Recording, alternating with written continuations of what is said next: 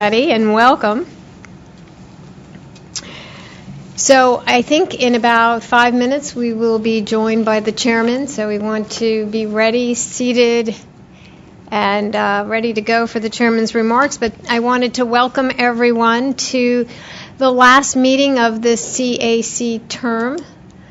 I hope that you all have enjoyed this term, and I know I have greatly appreciated everybody's participation. We'll talk more later about everybody's participation. We'll dispense with all of that for now because the chairman will be walking in shortly. But this is the CAC's 8th term, right, Scott? Correct. That some of you have served for many of those 8 terms.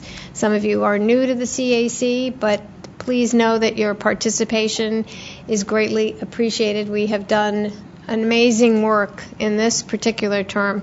We'll talk more about that as well later on. So we have a full agenda, as always, for the day, and we will get to that shortly. I will talk about some of the logistics as we move along. One thing I do want to highlight is that at noon today, the task force that has been working on what we call the No Surprises recommendation will be meeting over lunch just to finalize and discuss some of the details in that recommendation. So, of course, if anyone wants to join that, you are welcome to do that. We'll mention the room number right before we break, and that recommendation will be coming up after lunch, after we have a couple of sessions before that. A couple of other things to note in our agenda today. We have the chairman coming shortly, and then Commissioner Clyburn is joining us this morning at this afternoon at 1:20. So those are two things to bear in mind. The other thing I do want to mention is that we need a quorum for the recommendation this afternoon, so please make sure that you stick around for the full day and join us for that vote. We need to make sure we have a quorum for the recommendation vote on that task force recommendation. We have a number of people on the phone, so 5, right? Yep. Shall we go around and quickly introduce ourselves now? I think we'll dispense with that when the chairman comes so we don't take up too much of his time. So I will start. Debbie Berlin, representing the National Consumers League. And the chairman just joined us, so we'll dispense with that. And I was going to start by walking around the table and shaking everybody's hand. All right.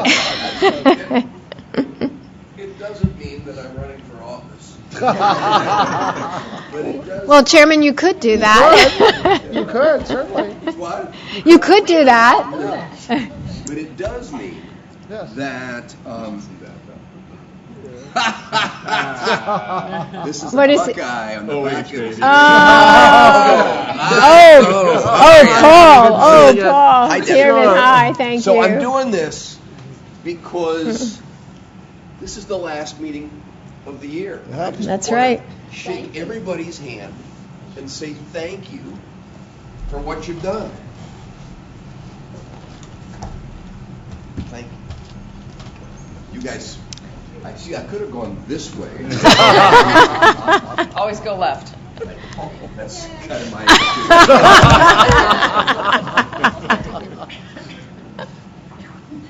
So good morning, everybody. Good morning. And thank you for Thank once you. again, hi, Debbie. Hi, thank you. Thank you for And once welcome. again dedicating a day in your life to come help us. I was serious, and I want to thank each of you, and particularly you. 9 years this lady has been chairing this body.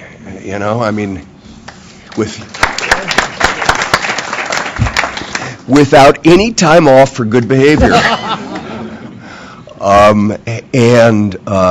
But I do want to thank all of you for what you've done. We've made some significant. You all have had some significant accomplishments. when you stop and think about what got done insofar as the labeling activity. That, I mean, I got to tell you that, when we when this was included in the open internet item, and, we would turn to you all for your thoughts on this, the fact that we can end up with nutritional labeling for broadband, as clear and concise as it is, and how it can become a model for thinking about things, was terrific. What you did to help us with your recommendations on robocalls not only was key to our rulemaking on robocalls, but also led to this strike force that's now underway, and we'll be getting the report from them next week, 26th, next week, which, getting the industry to come together at that kind of level to address underlying technical issues is a big deal, but it started with you all keeping us focused on robocalls. What you're doing, the kind of things you're going to be dealing with today in 5G transition and NG911 and no surprises. I mean, thanks for your help on no surprises, which kind of was a logical follow-on to what we were all just talking about a minute ago with labeling. So I just want to say thank you. Let me be clear. We will reconstitute the CAC. It runs for a couple of years, and then you got to re-up it and this sort of stuff under the way the system works. We've had lots of folks raising their hands with interest on being on the CAC, including folks sitting around this table. And we're, pouring through those to try and figure out how we can get a group that's, as effective as you all have been. And at the same time, frankly, just to be clear, it makes sense to get some new blood in on an occasional basis, because sometimes, I keep thinking about Debbie. 9 years is a long time to be working this issue, a long time. But we'll be getting that. I want to be making those decisions shortly, so we can keep things rolling on. But the only reason, not the only reason, but the principal reason why I wanted to come today was to say to each of you, thank you. And that's why I wanted to go around the room and shake each of your hands, because you got two choices in a committee like this. You can sit around and talk about things, or you can produce actionable kinds of recommendations. And you all have followed the latter. And I think we are all the better for it. And so, Debbie, thank you to you for your leadership, and to all of you for everything that you have done. And I interrupted your meeting, and so I will get out of your way so you can get back to work. But thank you, everybody. Well, thank you, Chairman. We appreciate your coming to see us so often as you have done and offering your thoughts on so many of the issues that we work on and care about for consumers. And we know that you care a great deal about consumers and the issues that we're working on. We appreciate the support that you've given us over our term. And I know so many folks look forward to continuing to work on those issues, including me. So thank you. We do too. And with that said, Yes. Do you have time for a picture with us? Sure. Oh, sure. For with the group. This is You going should to. have a photographer here. This will ruin everybody's reputation here. There he is. There we go, right on cue. Wow.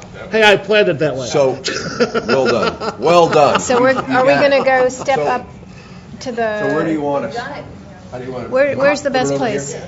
Okay. Okay, all So right. we come over here and we'll all stand up All on right, the great. dais next to the big sign. Excellent. Uh-huh. All There right. we go. Very good.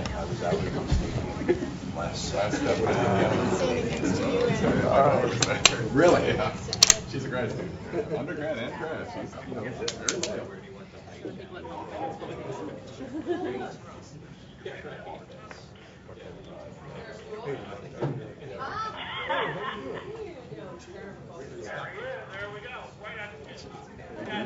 Yeah, probably.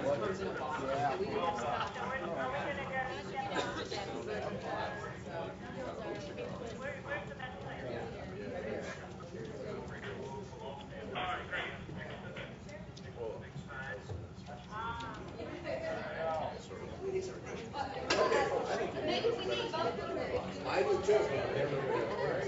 I do too. Here we go.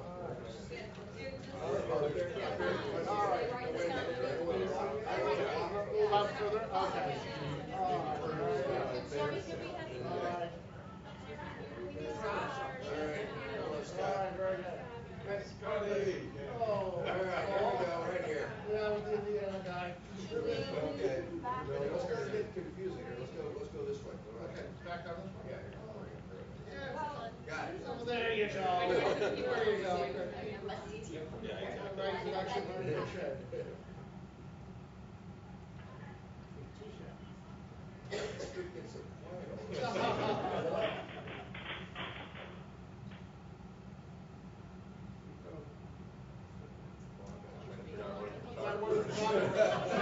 Talk to us, we're not looking at the wall. 1, 3. 1, 2, 3.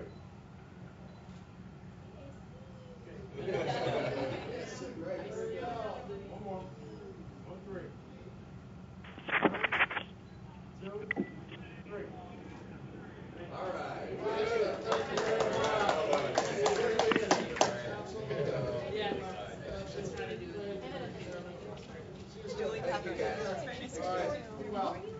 I'm with the Election Reform Commission. I'm Mark DeFalco today. Oh, okay. Yes.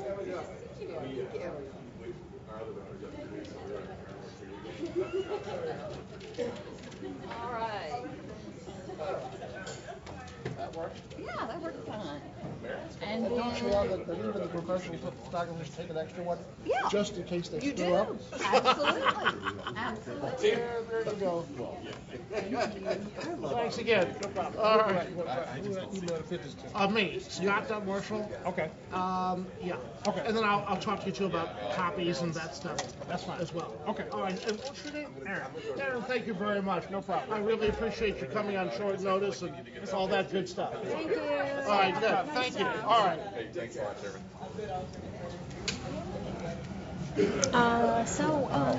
Hey, Mark. Mr. Mark, right on cue there. You're Sir? here. Yay, Mark is here.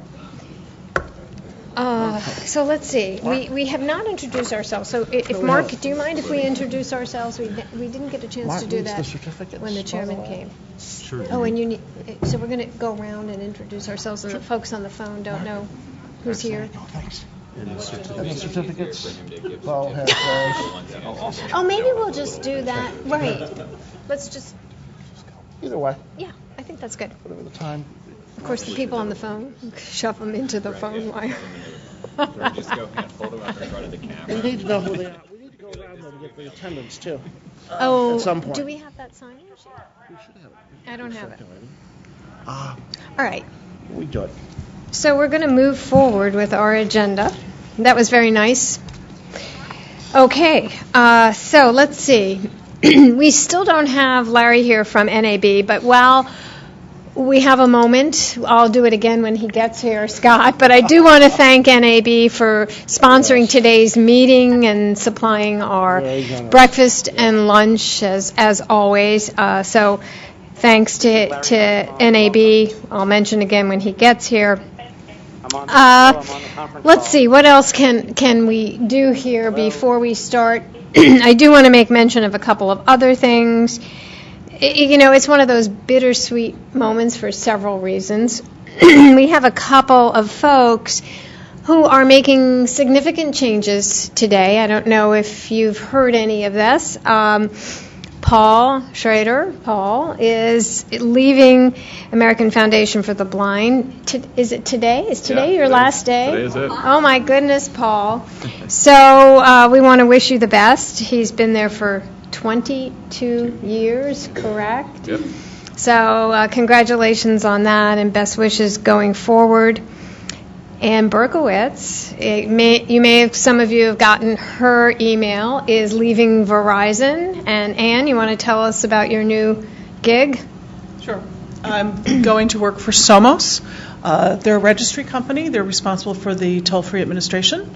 And I'm going to be their Senior Vice President and Chief Administrative Officer of Administration and Strategic Policy. So congratulations, Ann. And you've been at Verizon for 24 years. So longevity here is the thing Yeah. today, apparently. And Claude Stout, all of you know Claude, is no longer going to be representing the Deaf and Hard of Hearing Consumer Advocacy Network on the CAC, and unfortunately he couldn't make it here today, so we won't be seeing Claude. He'll have another representative on the CAC. So, some long time folks. I think Claude was an original member of the absolutely. CAC, Yep. wasn't he? As was Verizon. So That's right. Since day one. lots of moving on here. Moving on, but not. What do we say? Gone but not forgotten. No, gone but not forgotten. Oh goodness. All right. Anyway. So we do have a number of folks on the phone today, and I'm so sorry we didn't get a chance to have you introduce yourselves. And we're going to do introductions in a unique way today, but I do want to have the folks on the phone introduce yourselves. So if you could, people on the phone, just tell us who you are so we know that who is there. Can you just do that right now? This is Larry Walk from the National Association of Broadcasters. Oh, Larry, there you are. Okay, well, we're looking at your tag across the way, but thank you again for your sponsorship today. It's W. Umansky. I'm with the Digital Policy Institute in the wilds of Indiana, and I'll be photoshopping myself into the group picture later on. Okay. All right, Barry, welcome. And Vicki Phillips from the Information Justice at AU. Okay, welcome, Vicki. Dawid Kasai with AARP. Oh, Christina Gagne with Trail. I'm sorry, I just missed the last one. Christina Gagne with Trail. Oh, hi, Christina. Anyone else? Great. All right, very good. All right. So thank you, Mark. Sure. And welcome. And so we're going to do our introductions in the unique way. Do you want to do that now, or do you want to hold after you do your discussion about the Bureau? I can save my Bureau discussion till after that. Okay. Yep. So I'm now going to have Mark Stone from the CGB move to his presentations. Sure. So I guess the unique way that we're saying hi is by me There you go. presenting our certificates of appreciation for all the terrific work that you all have done. Let me apologize in advance for the many mispronunciations of your name that are about to come. I will try to minimize that, but I apologize in advance. So, first off, Ann Berkowitz, at least for one day, Verizon Communications. Luisa Lanchetti, T-Mobile. Did I get that one right? Good. Thank you, Bo. Sarah Morris from New America.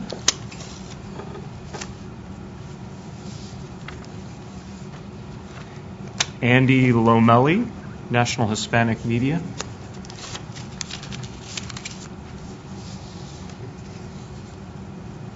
Debbie Berlin, National Consumers. Thank you. Olivia Wine, National Consumer Law Center.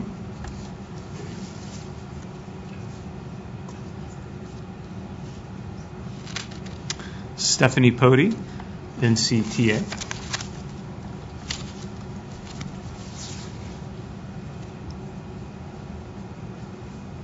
Mitzi Herrera, National Association of Telecommunications Officers and Administrators.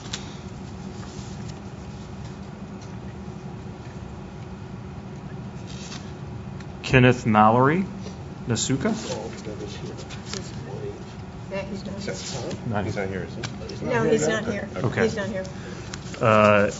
Larry Walk, NAB, who's also not here. On the phone. Jocelyn Day, Massachusetts She's here. DT. Mhm.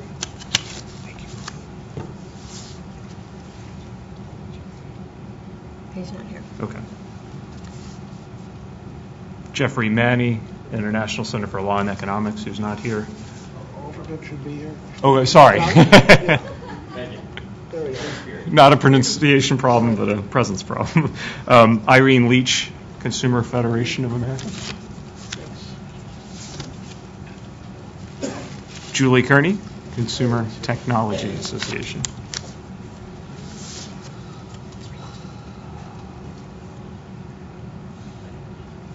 Debbie Goldman, Communications Workers of America.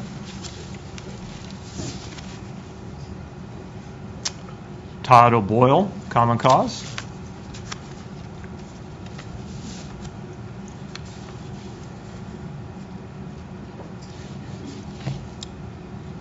Chris Calabrese, Center for Democracy and Technology.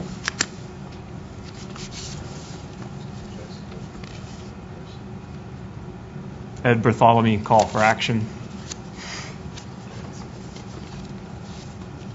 Amina Fazula Benton Foundation.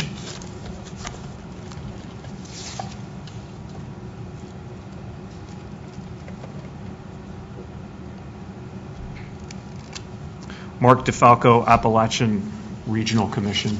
He has his alternate here. Yep, his alternate is here, yes. Oh, Hi, Catherine. thank you. Catherine. Zurich? Katie McAuliffe, Americans for Tax Reform. She's not here. No, thanks. Paul Schrader, American Foundation Paul for is the here. Blind. Thank you, Paul. You pronounced it right. Thank you. Stephen Posiak, American Consumer Institute. There, got that. Did I?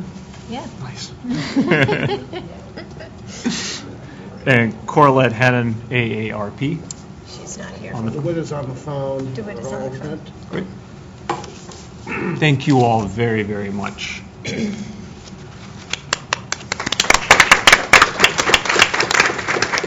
So one final thing, Debbie. In recognition of your tremendous work, following on the chairman's comments, just a quick tally of your time here serving as chair of the CAC. 9 years, and by our count, you've represented 3 organizations as chair: AARP, the Digital Television Coalition, and of course National Consumers League. By our count, you've served under 5 chairs, which is tremendous. And we tried to tally the number of recommendations and pieces of input the CAC's had under your leadership, but I couldn't count that Yeah, high. I didn't go there either. So sort of as a token of our appreciation at the commission the CAC, and on behalf of American consumers, we wanted to give this to you. Thank you very much. Thank you so much for your Very service. kind. Thank you. Should I look at it? Oh, sure, feel free. Oh my goodness. Sorry we couldn't find Wow. wrapping paper at Arlington last night. It's not that we had. Oh my gosh, that's really nice. Oh, I have to find some place to put this into. Yeah. The gavel. Base Oh. underneath for the gavel, which is Oh, great. wow. It says Deborah Arberlin, Chairperson, FCC Consumer Advisory Committee, 2007 to 2016. Thank you very, Congratulations. very much. That's very, very thoughtful. Can you bang the gavel a couple of times? Yeah, just so- That's- yeah, so we can hear it, I make never, sure it I works. never had to do that Never had to with do this it? group. Okay. Yeah, no.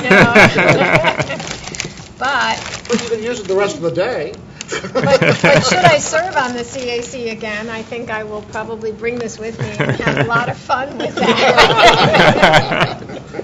Let's hope you never have to use it in any capacity. I promise to be a disruptive member of the CAC. Well, thank you very much. I was planning on making some remarks later, but it has been a true honor to serve with all of the chairs of the commission over these past 9 years. A very unique leadership styles and approaches to consumer issues, but all through it, this particular body of an advisory committee has been strong in its purpose to represent consumers, and for that reason, it has always been an honor and a pleasure to serve in this capacity. And that's because of all of you and your devotion to these issues. And we have had a marvelous 2 years, I think, and just what we have done has been incredible, I think. As the chairman mentioned, the disclosure label was a great effort, and I think hopefully will be of great service to consumers. And the task force that we're working on now has been also another great effort. So it has been a true honor. And, you know, I couldn't have done it not only without all of you, but with the tremendous staff at the FCC. And everybody works with a team, but there is no greater team than the one person that I have always worked with. So, you know, there's Batman and Robin, there's the Lone Ranger and Tonto, and there's Debbie and Scott Marshall. And this is my team member who I think any of you who've ever talked to Scott Marshall or worked with Scott know how tremendous he is. And we could not do what we do without Scott. So, Scott, thank you for everything that you do. So, And I could say the same thing about my cohort, Mr. Bo Finley over there, too. absolutely. But, Thank you, Bo, too. He's been with us for a few meetings now, and it's been great. It makes it only better. Yes. So, thank you all. All right. So here we go. Now talk to us, Mark, about what's going on with the Bureau. I will. There you go. And let me reiterate our thanks to the FCC for the work that Scott and Bo do. The amount of work that goes into preparing for these meetings, putting together a good, solid presentation for you all is tremendous. It starts after one CAC meeting ends. So thank you so much, Scott and Bo, for all of your work. So Karen Peltz-Strauss will join me soon to talk about the disabilities issues, but I wanted to give you a brief overview on what's going on in my part of the Bureau, the policy work. First of all, again, congratulations to all of you as we wind down this CAC. You've been productive, very productive, to the great benefit of consumers. So in my area, there have been a number of robocalls developments since you last met. I wanted to mention two of the FCC's actions since then. First, In July, the Commission clarified the parameters of prior express consent, which robocallers must generally obtain before contacting a consumer. The Commission clarified that when a consumer merely gives their telephone number to an entity, that can satisfy the TCPA's prior express consent requirements under certain circumstances. Now, the TCPA is the Telephone Consumer Protection Act, which lays out the robocalls restrictions. When the consumer has not given instruction to the contrary, the Commission ruled, it can be okay to robocall them as long as the purpose of the robocall is reasonably related to the purpose for which the consumer provided their phone number. The FCC's case, we call Edison Blackboard, addressed the scenarios where a parent provided only their telephone number and no other specifics to their child's school. The other scenario, the second scenario, was when a utility customer gave only their phone number to the utility provider. In both cases, the Commission found that merely providing that phone number amounts to consent to robocalls under the TCPA for things like parent-teacher conference reminders and notifications about utility maintenance in a customer's neighborhood. But the Commission did caution that the best way for robocallers to get consent is to be as explicit as possible. Next, and building on your recommendation, the Commission implemented a new TCPA section, one passed as part of the Budget Act of 2015 related to federal debt collection.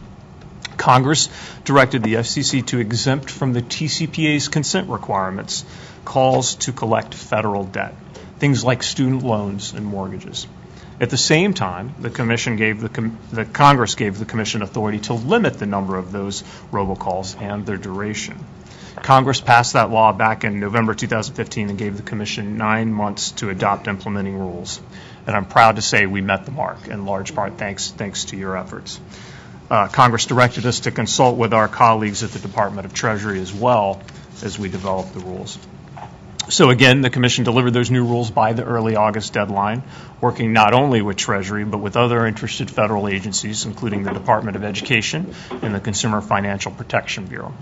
The new rules allow a debt collection and debt servicing calls without consent, but add some important limits. For example, those calls must be solely to collect or service the debt, no marketing. Calls can only be to the debtor or someone who is also liable for the debt. So no calls to friends and family unless they are also liable for the debt. No more than 3 calls per month per servicer or collector.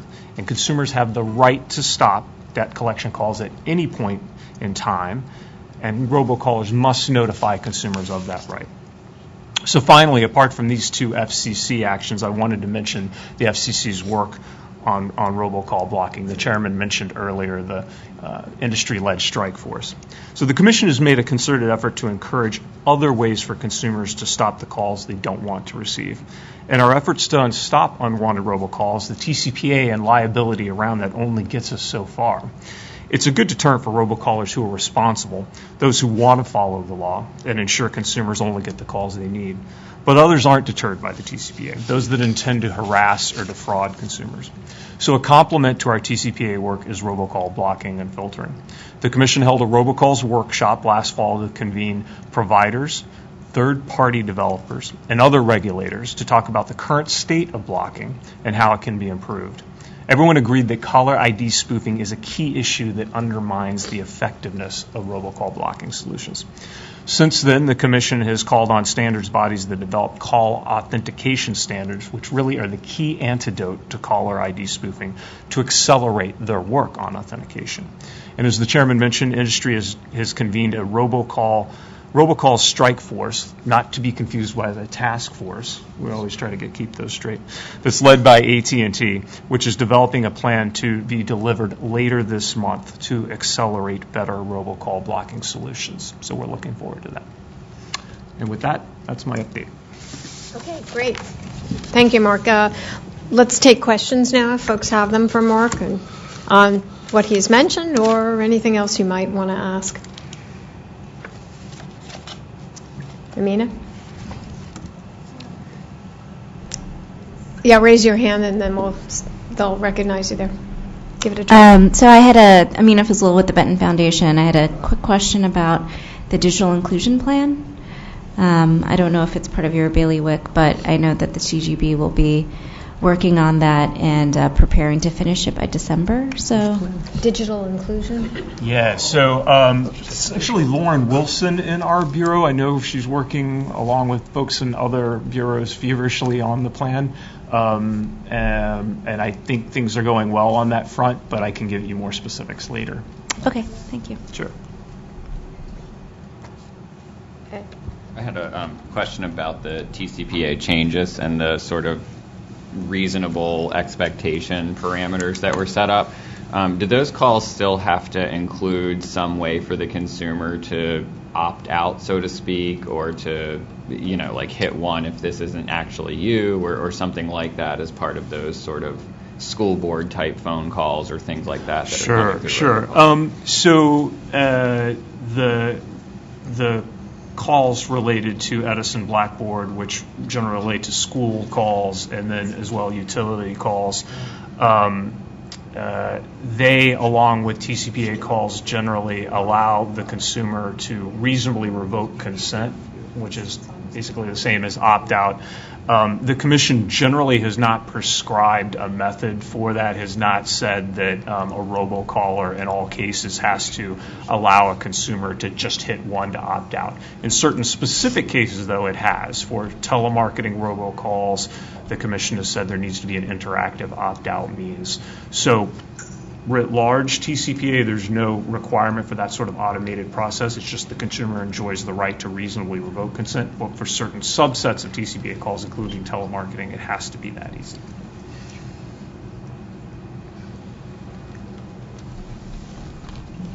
Mitzi? Hi, Mitsuko Herrera from Montgomery County and the National Association of Telecommunications Officers and Advisors. I know we have a presentation this afternoon about cell phones, 4G, 5G. There's been a lot of commission discussion about how to expand the siting of those towers. And so what I would just like to ask is if the Consumer Advisory Group would look at its consumer notification page there, and also on the tower siting page. There is very little information that is designed for members of the general public, the non-attorneys, non-industry crowd, to help them understand both the benefits of this technology, what the federal law requires. Similarly, I think that we looked at when we talked at the technology transition, and having people be more aware that this is coming, even in advance of actually getting notice. If the Commission could just make a concerted effort to create those simple-to-read 1- and 2-page fact sheets that really help the public, it would, I think, really be a benefit for the consumer, for consumers generally. And I just strongly encourage, I think that there's a wealth of information that the FCC puts out on the webpage, but I feel like a lot of it is directed for people who are sort of inside baseball. And just adding a little bit more for the general public, I think, would be very helpful, particularly as the Commission is trying to help navigate change in these areas. Thank you. We're always looking for feedback on those sort of publications, and I will definitely take that back to our folks.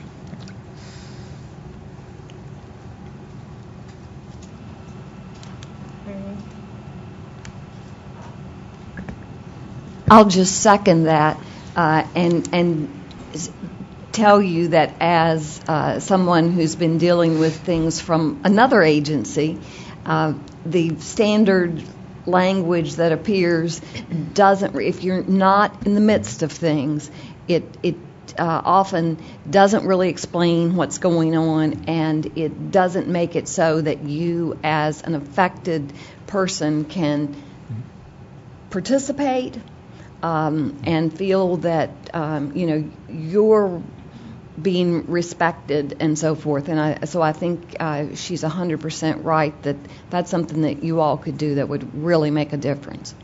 Thank you.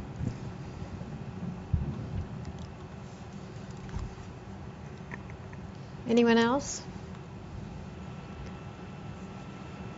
I don't see Karen here. I don't either. I'll go get her. Okay. Okay. No, we're not early. We're She was supposed to. Yeah. Okay. I'll go. Mark's going to go get Karen so we can Yeah, my continue. pleasure. Thank you, Mark. Thank you very Yeah, much. My pleasure.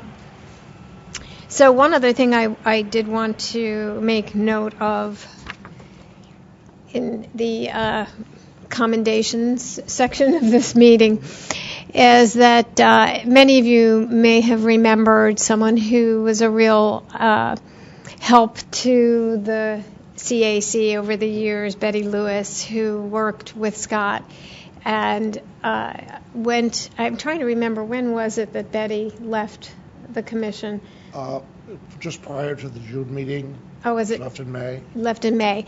And we unfortunately didn't have a chance to say goodbye to Betty. It was between our meetings, and we really would have liked to have done that and properly thanked Betty for all of her years of working with the CAC. She supported these meetings and communicated directly with all of us, helped Scott tremendously. So I'm going to send something out to Betty, but just wanted to share our thanks to her with all of you and say thank you publicly to Betty Lewis for all the help that she gave the committee. So on behalf of the CAC, our thanks to Betty Lewis for all she did to the CAC. So.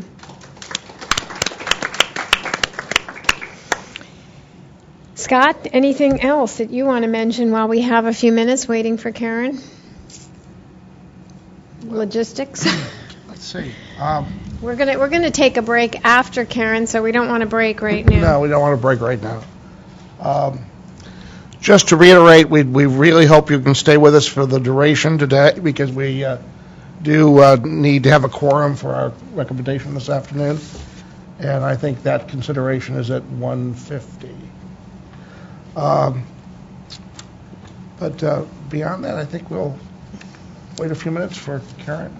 Yep. Anybody have any All right. announcements? Any other thoughts, questions? Time fillers? Time fillers. Let's do. Mitzi? Chairman mentioned about the new terms. Do you have a general sense of the timeline of when they would make the new announcements? And also, we mentioned I don't know if we're going to talk about this more, but since we're filling time. Okay, sure. We had mentioned that it would be useful in future CACs, that particularly for new members, to have a little bit more of an orientation so people sort of understand the recommendation, the conference calls. In addition, last time around we sort of picked groups and then we determined what groups would work on. And as a suggestion, it may be more useful to maybe put up what issues folks are interested as a whole in working on and then split those issues up into groups, because there was a lot, I think, early on of issues that crossed different groups and it wasn't clear and some folks wanted to participate. So I just think at the organizational end, as you're sort of looking to that, getting a sense of what folks are interested in and then assigning those by groups may be a better process. Yeah, that's a really good idea, Mitzi. And I think we did have a real logistical problem at the beginning of this CAC. We had an abundance of members, as I recall, who all wanted to be in the same group, and we had to renegotiate because we couldn't have too many individuals in one group, and we had to redo the whole process. So I think it's a very good idea to figure that out. We also had to start the disclosure task force before the CAC even met. We may be under the same, I won't want to talk about it right now, but we may be under the same time commitments this term as well, because of some things that may be written into some orders. But you make a very good point, and there is always a bit of shuffling that needs to go on, and what issues are going to be most important. We'll have an interesting year because there'll be some new faces at the commission, and that will happen after the CAC gets going. There will be some new priorities. So, all of those things will play into it, but very good point about that, those early months of organization. Good We point. always want to do it better, and I think increasingly, too, we're getting specific requests from the commission or the bureau to address topics. And that has been a factor as well. Excuse me. Yeah. And so I remember when I first started this committee back in 2001, pretty much the agenda was wide open.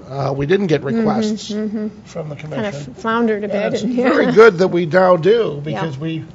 we now know that your recommendations are definitely something that they're interested in pursuing and need that Right. level of input. Right. Yeah. Bo, any thoughts? And we have another question that's come up. Yeah. Do you want to add anything, Bo? Okay. Yes.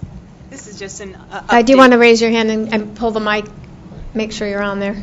Yeah, this is just a very quick update. Mark had asked me to let you all know that the Appalachian Regional Commission did finish its broadband planning primer and toolkit in collaboration with the North Carolina Broadband Infrastructure Office. So it's available on the ARC website, but it's a good toolkit for communities that are considering launching these types of projects, and I will leave a copy with the Commission. That's great. Thank you. That's really helpful and important. Sure. It's arc.gov. I'm not exactly sure where it would be, but it should still be in our new releases section, so you should see a link to it somewhere on our front page. Great. Thank you. Well, while we're in the announcement stage, I'll do a little paid commercial announcement myself. On October 25th, I think some of you know that I have a project that focuses on getting older adults online.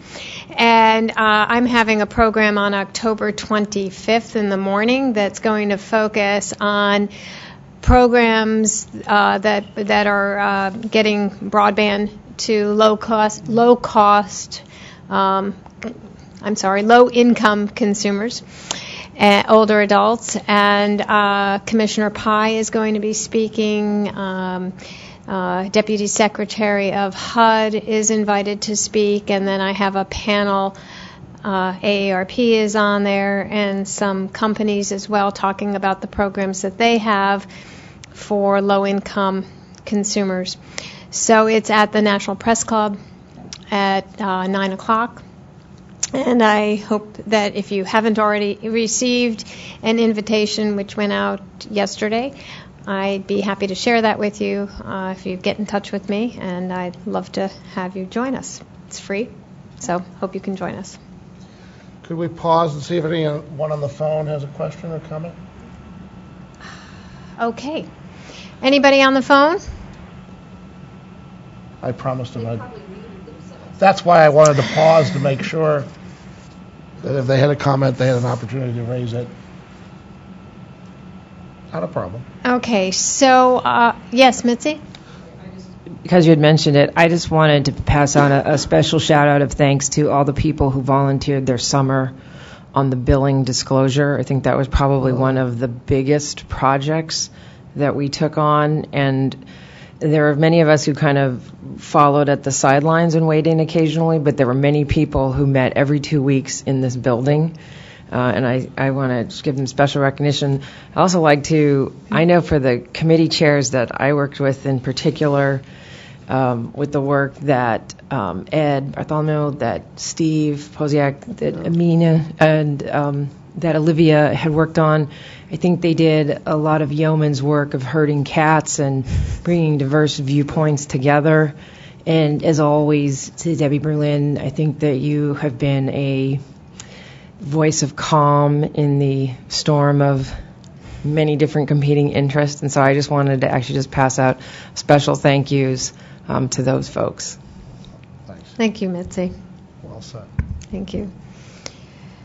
So, speaking of calm, we just heard that Karen can't make it. So we have a little bit of extra time here. I think we probably can take a short break, and then we'll see if our next Julie?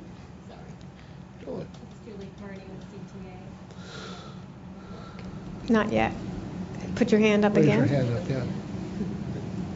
Hello? Okay, great. There you go. In addition to the overwhelming thanks to Debbie and to Scott for leading us so fearlessly, thank you. Will there be a discussion of items that the CAC should work on in the next term as well? I mean, gosh, we've changed in your 9 years. We were with DTV and how that's just a reality that we're all living in now. But will there be suggestions that the chairman will take, or chairwoman, in the next administration for future CAC, or will there be some debrief with you and Scott? Because I can think of a million things you'll want to work on. No, I have not put my name in. I understand that, and I'm sure that will be something that the new CAC will want to address, and we don't know quite yet what the asks will be from the commission on what topics they are particularly will be addressing and wanting us to have input, or wanting you to have input on. So I think that the short answer to your question, I think we just have to wait and see how it works out. Thank you. Sure. Amina? I was just wondering if for the next CAC, one suggestion I had was considering it's a new administration, as some have already pointed out, it might be worthwhile to, depending on if there are staff changes as well at the bureaus, to do maybe some introductory, have some introductory speakers come in those first few meetings to sort of ease us into the new administration and their new agenda. It may not be perfectly timed with our first meeting, but it might be something to sort of pick off over each of the meetings depending on how staffing occurs. Yeah.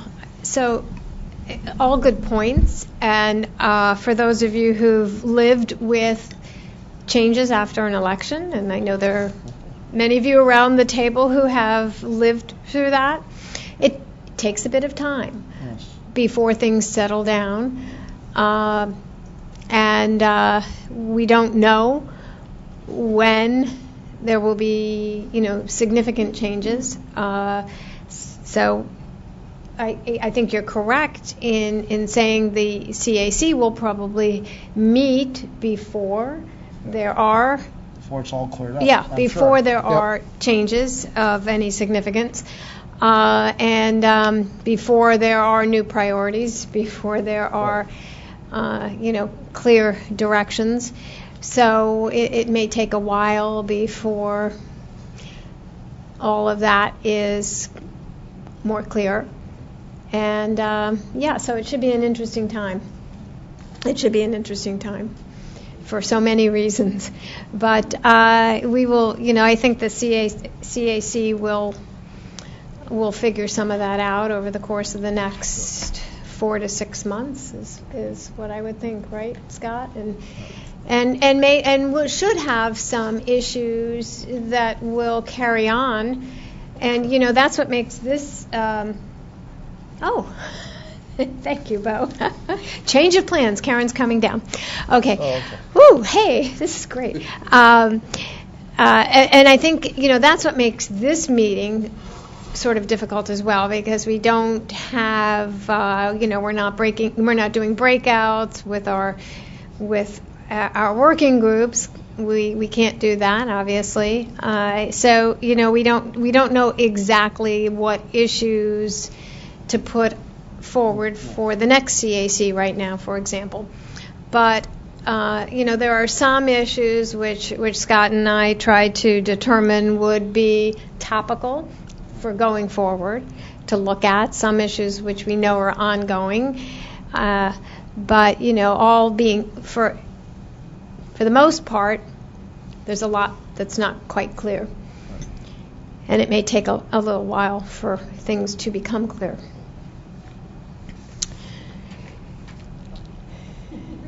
Dun dun. Anything else? Any other? Mitzi?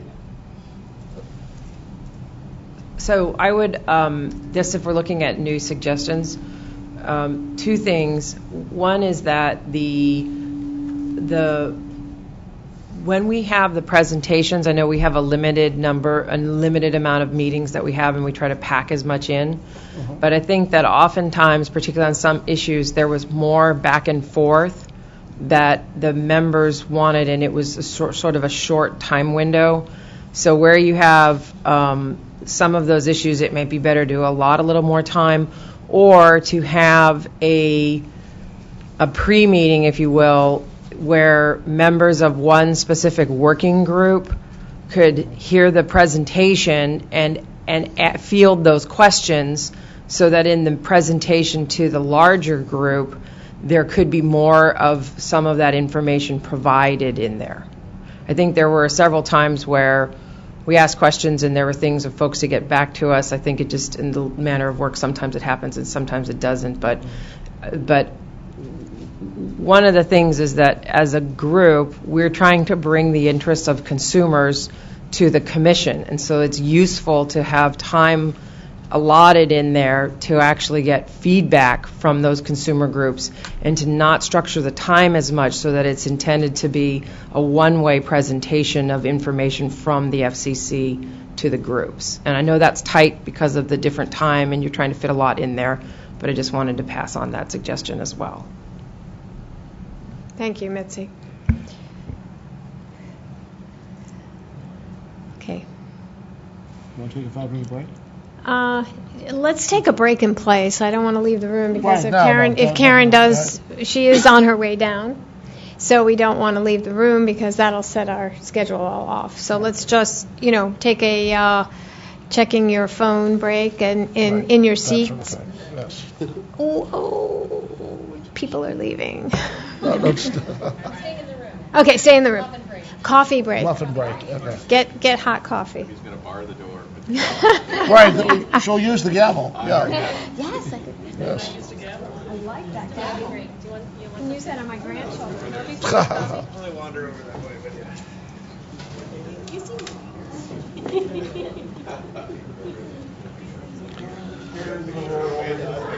Everybody up there, but I was thinking.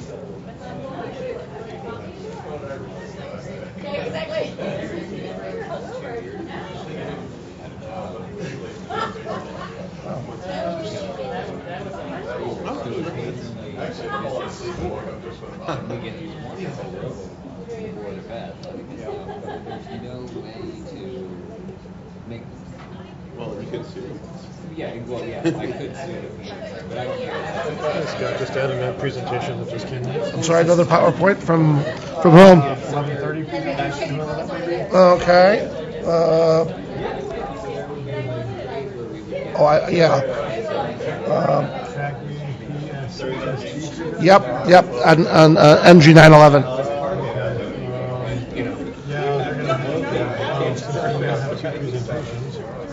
I'm sorry? Yes.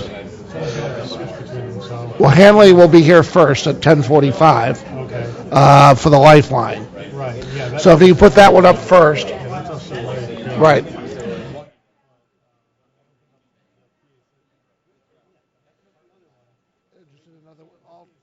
they all tab over to the other window? Okay. Okay. Right. They'll be sitting where you are. Yeah. That would work. Yeah. Yep.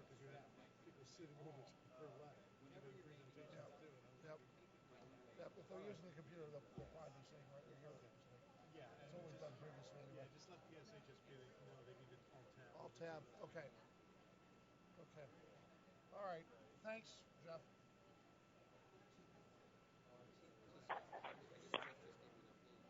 I'm sorry? Yes. Yes, and it's loaded, and I sent it to the group. Okay, good. All right.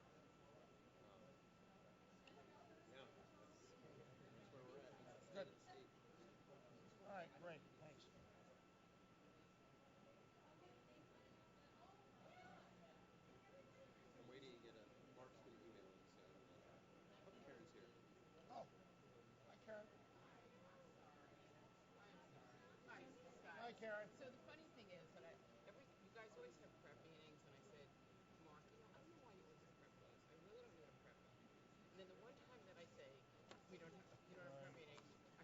Those things happen. So Those I am things happen. here. I have a lot to talk about. Okay. All right. As usual, because I can't keep my mouth closed. Yeah, you're right in Thank front you of very me. much. Our next speaker is 10:45, so I think you got plenty of time. Oh, good. All right. I'll I fill think in you have some. plenty of time. I know. Oh, wait a second. You know what? We're taking a little bit Oh, I of a just forgot refreshment something. break Okay, so I'll be right back. at 'Cause the moment. So I forgot something. Hi. All right. Okay, we're staying in place. We're breaking in place. That was the presentation. I've had days like that. I completely understand. Yes. Appalachian State and was getting married. My students had met my husband and they told me that was a series of different sizes of Iron skillets? Oh, I wish I had one of those. And so anyway, when you and your gavel, each of you reminded me of the students and their Iron skillet. Yeah, I got to tell Julie. Hey, Julie.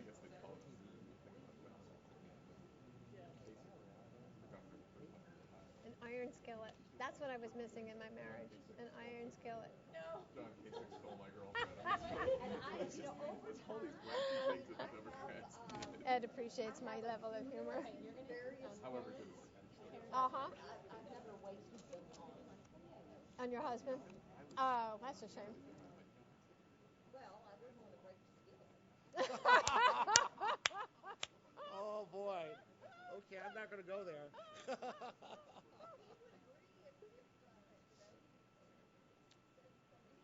That's cute. I love it. I love it. He's a good guy. I've met him too. Oh, I love husband humor. All right. You ready to get started? Karen came down, Came down. then realized she forgot something and okay. ran up. So we're almost ready.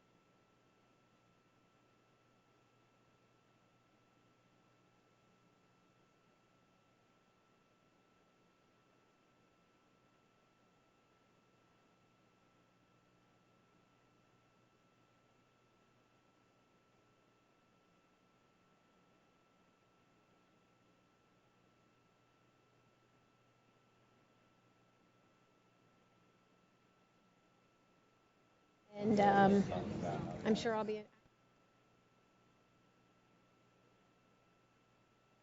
fact, I'll cause as much trouble as I can. I'll take on your role, Missy. There you go. There you go. Who knows? I might not be back. So They'll be saying, "Oh God, there goes Debbie again." I always treat CAC as though it may be my last. Oh, stop it. I doubt it. But I doubt it, right? The answer to your question is I really don't know when he's going to announce and make a decision. I mean, Yeah, we don't know, as far do as we? as far as I know, the GSA is going to approve the charter. They've got until the 21st to do that. Okay. I haven't heard anything from them. 21st of October. That's So when is that? I Next assume week? that's a pretty pro forma process. Yeah. The real rub is appointing the new members and Getting that done, and it's not the highest priority in the world, but it'll happen. And it takes time. Right. They do the vetting for the. Well, it's funny because I just sent a wrap-up email to NATOA for the session, which was a lot of.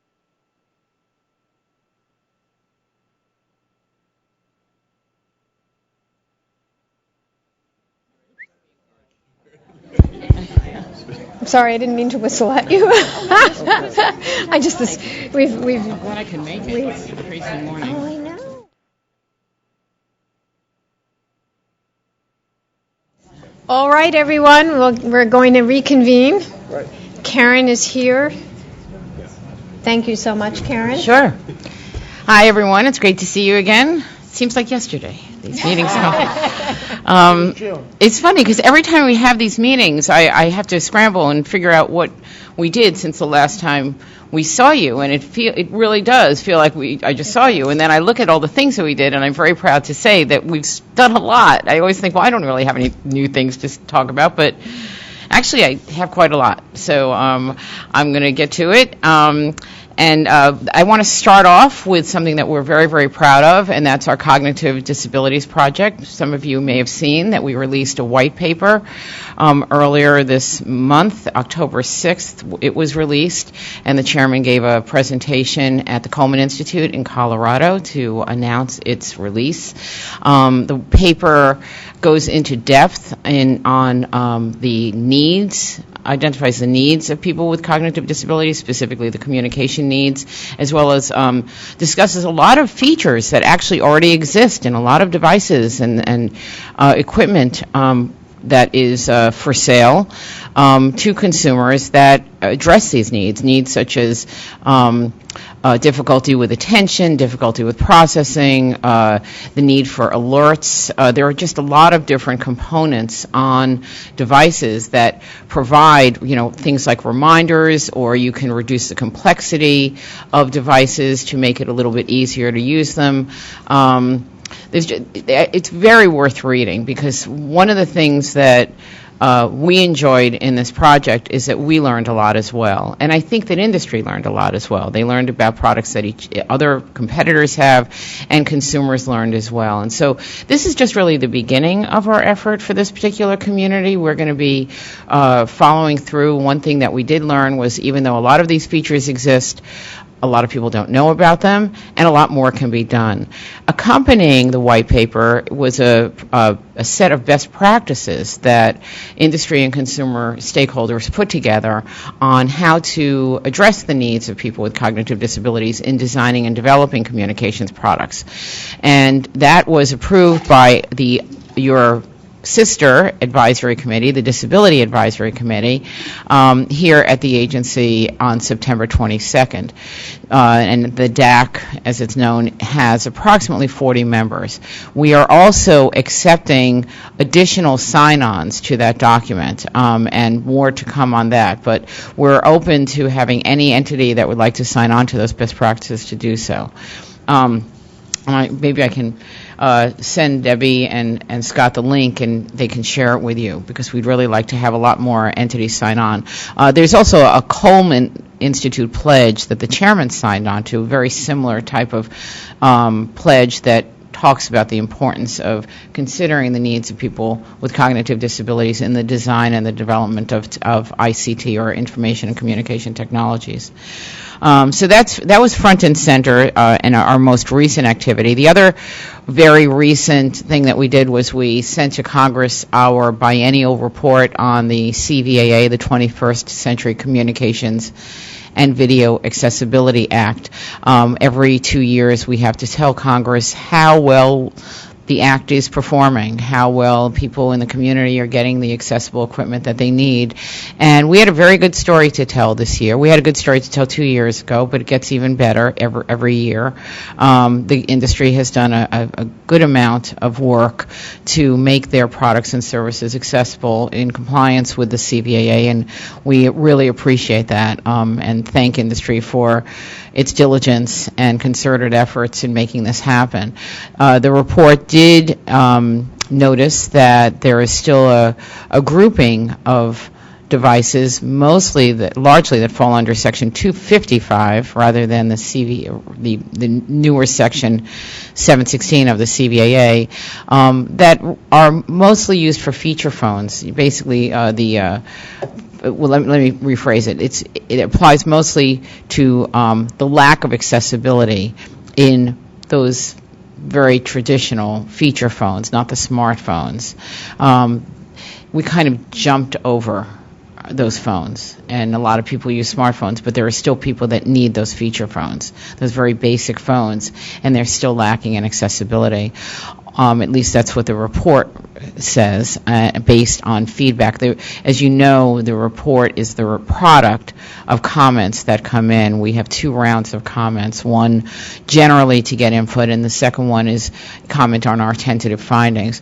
Also office phones, again, largely falling under Section 255. These office phones tend to still have a lot of accessibility barriers. So we still have some work to do. There's also some cautionary language in the report about needing to keep on top of these issues. You know, we don't want to fall behind as new technologies are developed. You already know about our real-time text proceeding. That's moving along. We received comments on that, and we're reviewing the comments. And meeting with various stakeholders, including stakeholders that have an interest in ensuring that real-time text works for 911, of considerable concern to us, and how real-time text weaves in with our text to 911 rules and what PSAPs have to do. So we're working very closely with organizations like NENA and APCO and the various emergency call handling transmission companies that facilitate the routing of these calls, to make sure that there's a smooth transition, to make sure that the burdens are minimized, and ultimately everyone can get the access that they need. In August, we adopted our National Deafblind Equipment Distribution Permanent Rules. As many of you know, for about 5 years we've run this program to distribute communications equipment to low-income people who are both deaf and blind. And we now made this program permanent. It was operated as a pilot program before. It has provided equipment to well over 4,000 people across the country who send very impassioned thanks to us and express their gratitude for being able to do things like go back to school, get college degrees, rekindle contacts with relatives, get jobs, etc. So we think it's been a very successful program in integrating this population into the mainstream of society. And this program that we made permanent does a couple of different things than the other one, the pilot program. I won't go into all the details, but one major thing that it does is it extends the program to a couple of U.S. territories that weren't covered before, and that's Guam, Northern Marianas, and American Samoa. We have a parallel, or as part of this program, we've been paying a national outreach coordinator to fund a national outreach program, to implement a national outreach program, which has been extraordinarily successful. I mean, they've done a tremendous job in getting the word out. So good that we cut their funding because we think that the program is now on a good track. So we halved their funding they were okay about it. But what we did was we took that money and are saying that states can use it, state-certified programs under the umbrella program, can use that money to train trainers. That was the one gap in our prior program that we found, that there weren't enough trainers that could train people who are deafblind how to use the equipment. A lot of these people have never used this equipment before. But we didn't have enough trainers because there weren't enough people that were trained to be able to teach people how to use this equipment. So we're actually taking that $250,000 that we pulled from national outreach and allowing states to use it for train the trainer programs. I think that most of the other changes are more ministerial. There's several additional enforcement mechanisms put into place and requirement for program performance goals. We are also creating a centralized database for improved reporting implementation and enforcement and filing of claims. Also in August, the FCC adopted a hearing aid compatibility order as a result of a joint consensus proposal. And what's so great about this is that, and the Cognitive Disabilities Project it represents everything that you're about, which is coordination and cooperation and collaboration across the industry and consumers. So this consensus document was, as I said, a collaborative effort, the result of a collaborative effort between industry and consumer stakeholders, and proposed, and this is what we adopted, to increase the number of wireless telephone handsets that have to be hearing aid compatible within 2 years to 66%, and then to 85% within 5 years, and then also establishes a commitment to 100% compatibility if it's achievable by 2024. And the way that we're going to determine whether it's achievable is that this consensus group is forming its own task force. We're not creating it. They are creating it on their own. That's going to look at this and see whether it is feasible given newer technologies, new air interfaces. And they're going to report to us on a regular basis on what they're doing, what's going on, the extent to which this 100% benchmark can be achieved. And for many people who use hearing aids or cochlear implants, it has been difficult for them to always find phones that meet their needs. And the thinking is that 100% requirement would take those unknowns out of the equation. They would be able to go into any store at any time and know that the phones that they're trying out are in compliance with hearing aid compatibility rules. Just as an aside, we already have a 100% requirement for wireline and cordless phones. And the reason we don't have one for wireless is that there were some technologies in the past that made it difficult to achieve hearing aid compatibility, most notably GSM phones. And as newer technologies are coming in, especially IP-based technologies, making these phones hearing aid compatible seems to be a little bit easier. So that's the reason for the shift. On September 22nd, I mentioned that the Disability Advisory Committee approved the best practices for cognitive disabilities. They also sent us recommendations on a number of other things, including amplified phones in the tech transition, making sure that there's no problems there, 911 access for VRS users, asking us to establish rules and standards for quality of service. Actually, I'm sorry. That's different. For 911 training for video relay service communication assistants who handle calls to 911. There's another proposal for establishing rules and standards for IP CTS quality of service. That's caption telephone service. It's a kind of relay service where that very often people have some hearing loss, but their voice used, and they can call directly to another person, and that other person, when that other person speaks, what they speak is repeated by the communication assistant into a speech recognition program, and then the person who's hard of hearing can actually read and use residual hearing to hear whatever they can. And there were concerns about the quality of service, so they've asked us to look at that.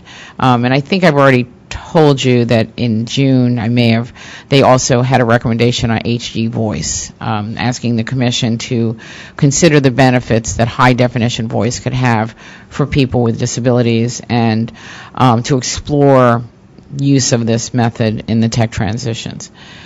I think I've reached the end of our most recent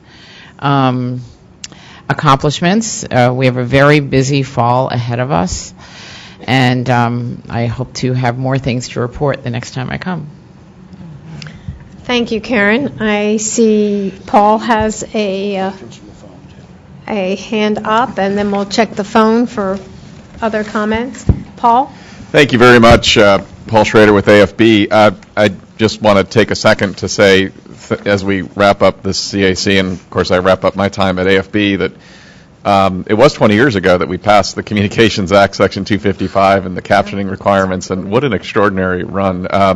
But for me personally, it's been great to be on the CAC, to be able to compliment Karen and the team of DRO and CGB term after term, or time after time, for the rules and the work that you guys have done. And I keep thinking, well, they're done now. I mean, Karen should be able to relax and chill, but you keep finding new ways to move accessibility forward. And I will say that, especially, although it's not particularly relevant precisely to my community, I'm especially pleased to see the cognitive white paper. I've said for years that there's so much more that we can do in that space, and the groups needed to step forward and set the standards and best practices and guidelines for that, and the FCC and Coleman and others have done that, working together, and what an extraordinary accomplishment. I agree with you. I hope everyone does take a look, not only because it's important to people with cognitive and intellectual disabilities, but frankly, I think there's a number of good practices that are just flat out good practices for technology use. And so I want to commend you for that, and mostly just want to say thank you to you and the team. Karen, you and I worked on 255 and captioning and all these things many years ago, even before I was at AFB. And I don't know which hat you had on at the time, because you've had about 10 in the time I've known you.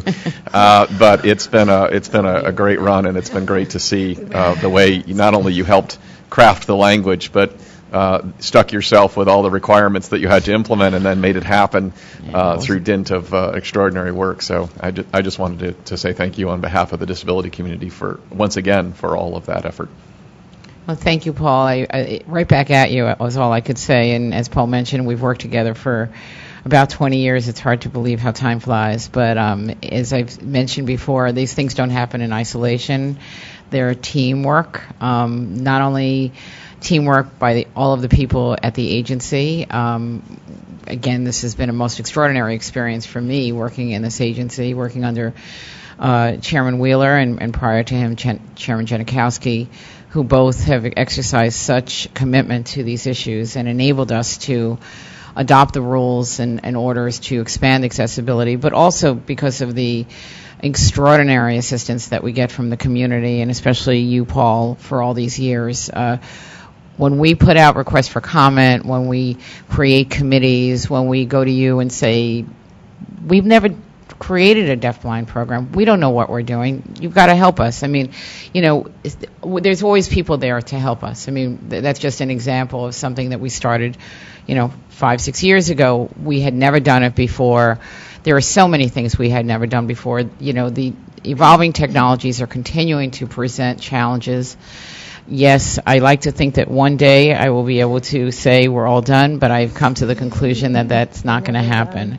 Right. The goal, as long as technology is here, there's always going to be challenges, and I can only hope that there's a lot more people that continue to take interest in these areas. But thank you for all of your service, Paul, as well. It's tremendously appreciated.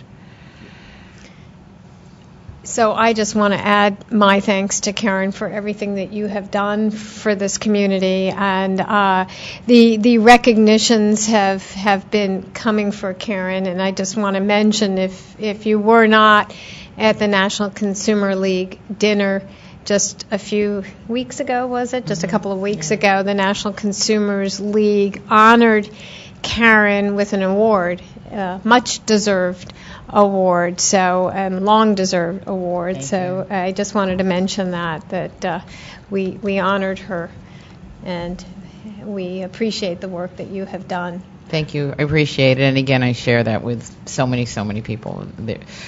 I've never seen as many people at the commission work on issues related to people with disabilities as I have in recent years. So thank you. It was much appreciated. Any other questions? Okay. Does anyone on the phone have a question? And thank you. I just wanted to thank you all for your service. I understand that this is your last meeting, so it's a pleasure to have gotten to speak to you. And my door and office and telephone line is open to any of you if you have any questions about people with disabilities or access issues that come up. Thank you. Thank you, Karen.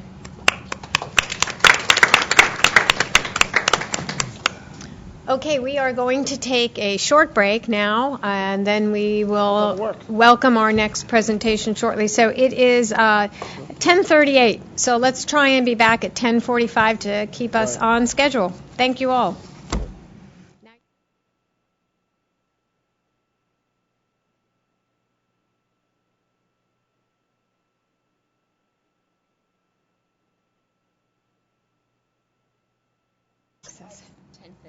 It's 10:50. Okay, well, I think we'll start. Okay, I think we'll get back started here. So we have our presentation on Lifeline, get an update on what's going on. Thank you, Garnet Hanley from the Wireline Competition Bureau, to fill us in on what's going on. Thank you, Garnet. Sure. Is this on? Yeah, it is. Okay, great. Good morning. So I am here to talk about Lifeline and the Commission's recent order it adopted earlier this year in modernizing the program and its recent reforms. So I'll kind of run through some of that and focus a lot on what we are doing here at the Wireline Competition Bureau in implementing the order. Oh, yeah, let's see. Okay. As I think most of you know, Lifeline historically has gone towards providing discounted service for fixed and wireless. And the 2016 order has taken great efforts in modernizing the program to provide support for broadband. That's one of the main focuses of our reforms. In addition, we recognize that there's an ongoing obligation to minimize and reduce any waste, fraud, and abuse in the program, and so we have implemented significant reforms to take the eligibility process out of the company's hands and create a national verifier. And I can talk a little bit about that as well. So here's a timeline of what we're working off of. As you know, we adopted the order in March of this year, and we actually have already received PRA approval. So Office of Management and Budget has approved our new rules, which means we have an effective date of December 2nd for almost all of the rules. So what that means is individuals could begin receiving support for broadband on December 2nd. There's some other reforms here in regards to some recertification requirements, which will happen, new requirements that will happen in calendar year 2017.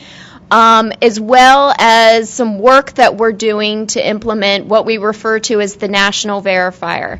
And what that means is, again, that we are working towards taking the eligibility process away from the companies and putting them through a national process that will be administered by USAC, our administrator.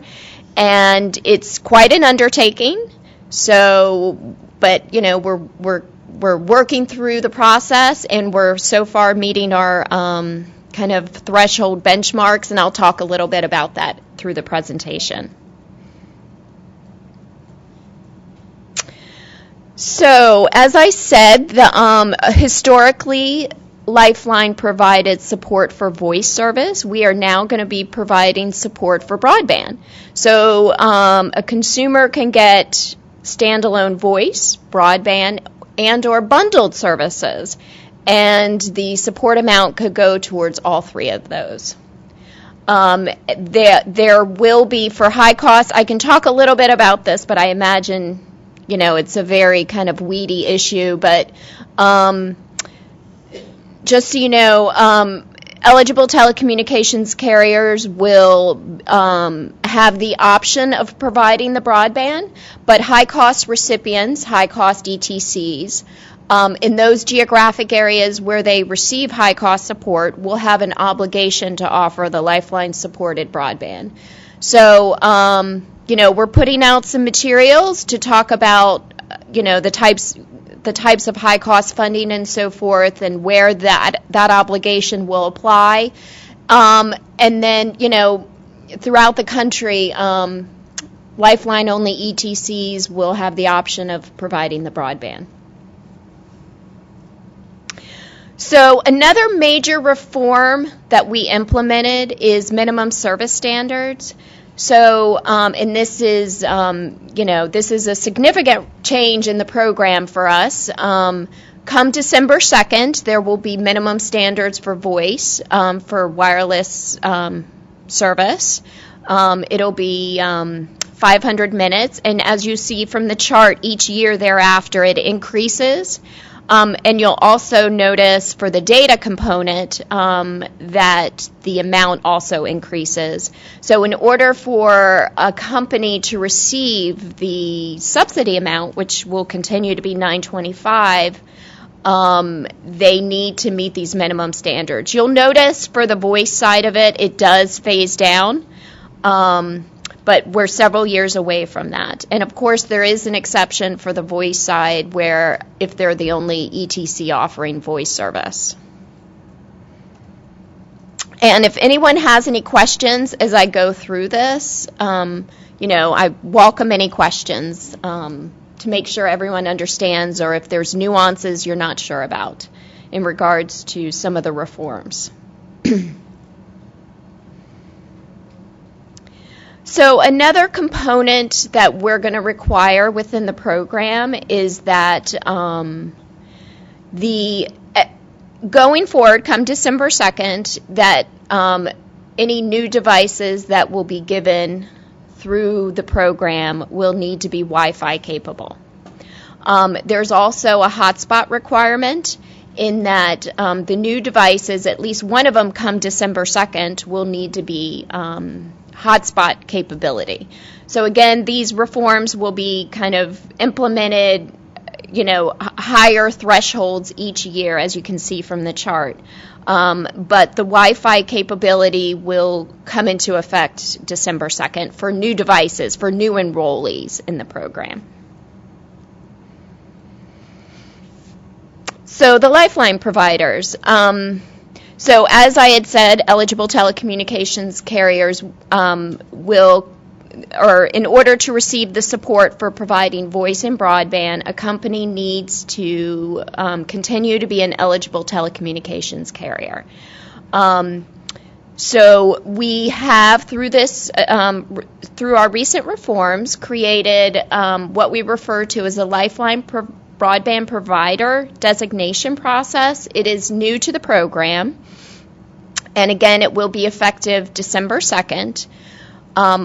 What that means is that the FCC will be taking Lifeline broadband provider designation requests. It has already received some. We started evaluating them come October 3rd, so it's, we just received some applications. I believe we have about 12 or 13 right now. And what the rules contemplate is that if a company meets certain threshold requirements, such as already providing at least 1,000 non-Lifeline, or they're already offering service to at least 1,000 non-Lifeline subscribers. There's some public safety requirements.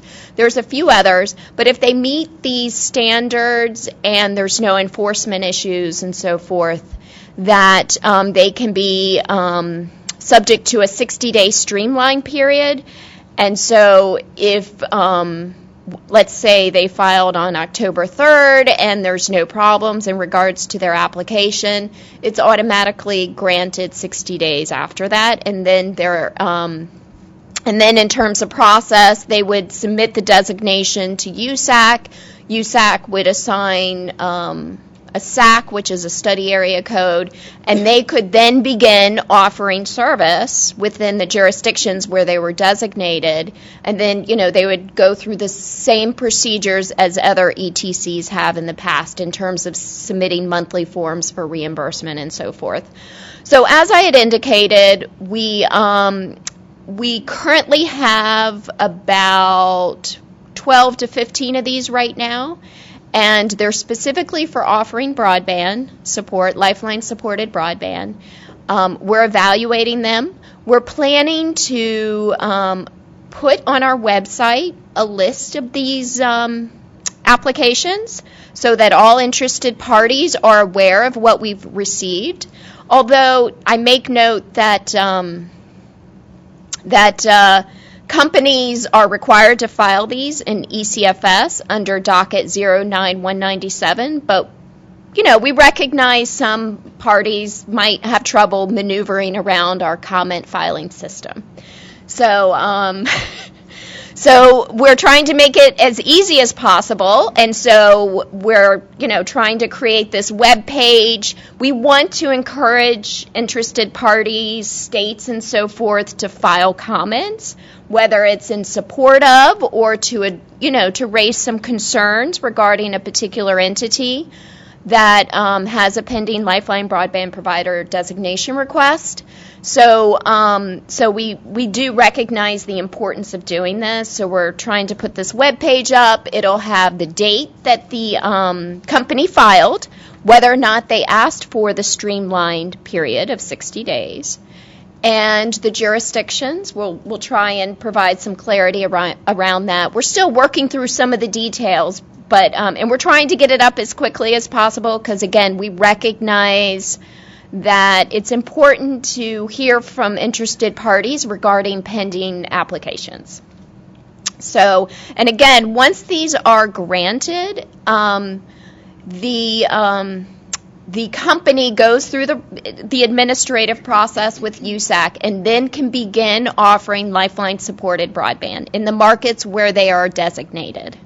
So one other thing I'll note, and it's kind of a detail, but we recently issued a Lifeline broadband provider guidance public notice that provided details of what we believe was necessary to include in those designations because we want to provide guidance to the companies out there. We recognize through this new process there are many companies that previously never considered participating in Lifeline and now are interested in doing so for various reasons, coordinating with public housing units.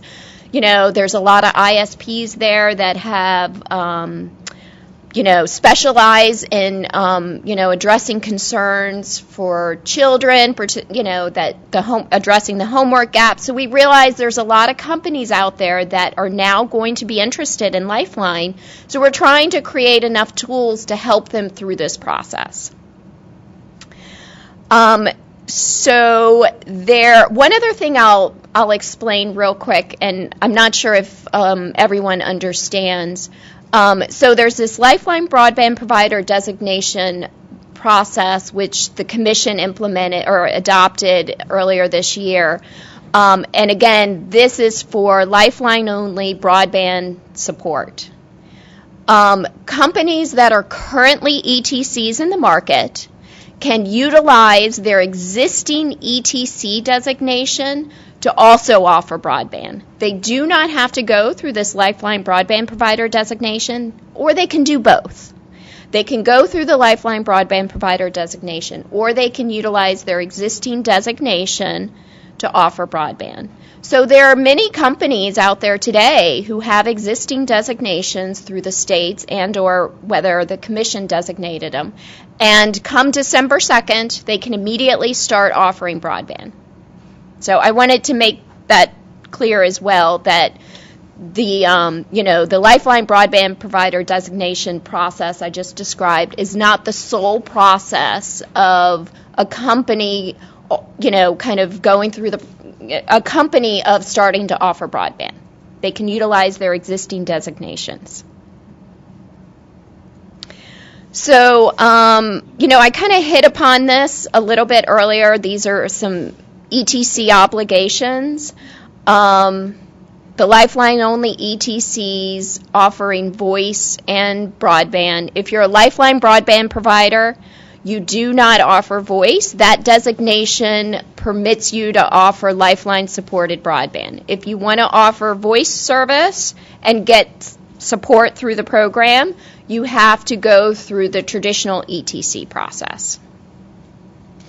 The next one I had talked about high-cost recipients' obligations to offer broadband. Again, I made clear that the obligation to offer Lifeline-supported broadband for high-cost recipients is triggered in those geographic areas where they're getting the high-cost support and they're already commercially offering the broadband at the minimum service levels. And for fixed, which is probably the one that's most relevant here, it's 10-1, 10 megs down, 1 up. And if they don't have 10 megs down, 1 up, it would be at 4-1, or anything between 4-1 to 10-1, the highest amount. If they do not offer 4 megs down, 1 up, they do not get support, Lifeline support under the program. It was something very specifically spelled out within the commission order. Are there any questions regarding that? Yeah. Is this similar, or does this sort of interact with the concept of providing areas, maybe rural areas, a little bit of breathing room because there may not be providers that can meet that minimum standard? Is it sort of how the rule will likely right? play No, out? we recognize that, and actually just recently some of the trade associations representing the rural providers had raised some of these concerns, and we'll certainly take them back. But it is within the commission order. It says if you're not offering 4-1 or above, that you're not going to get the support, the broadband support. So what triggers? So if 10-1 is sort of the fixed minimum standard, what triggers the ability to kind of go below? To go below, Yeah. if you don't have 10-1. Oh, right. So, but if the highest available is 6-1, then that's the standard that you would offer. So it's based on the. But it goes as low as commercial. 4-1, but nothing lower than 4-1. I see. Okay. Yeah.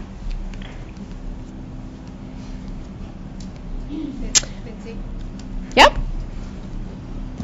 Mitzi Herrera, Montgomery County Government, and NATOA. Do you have a sense of, and it's not super clear, on the eligible telecommunications providers? Mm-hmm. There are many local governments who provide communication services over their broadband networks.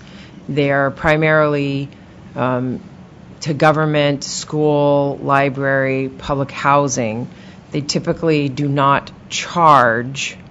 Some they will if they're looking for E-rate, but because of the way that the government functions, the money that you send to the schools, it becomes an administrative thing. I send money to the school sends money back to the government.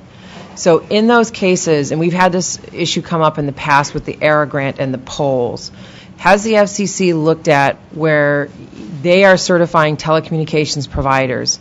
If you want to offer the service, particularly for low-income housing residents, but not charge for the service, is there a way, or has the Commission considered making those eligible telecommunications carriers, because the cost of providing the service and doing that, it would greatly expand the ability of local governments in those public housing situations to be able to offer those services if they could be eligible for $10 a month per subscriber, which would help the operating cost, the customer service, all those other things that are costs behind a free service. Sure. So I think your question is a good one, and it raises some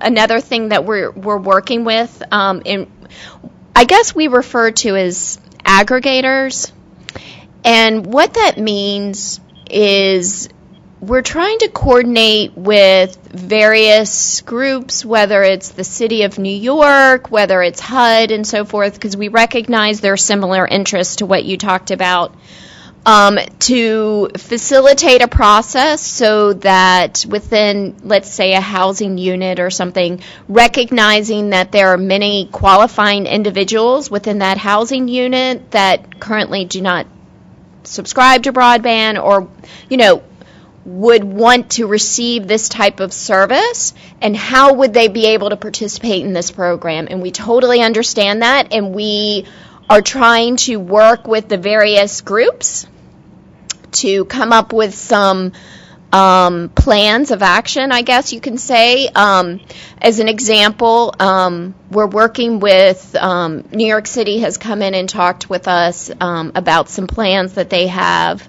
And I think we're very optimistic. I think one of the key factors in doing this is that, first, it's a condition in the program that the money actually has to go to an eligible telecommunications carrier. So whether that's a nonprofit organization, we're willing to kind of work with any entities that have traditionally not participated in the program. We're totally willing to work with them.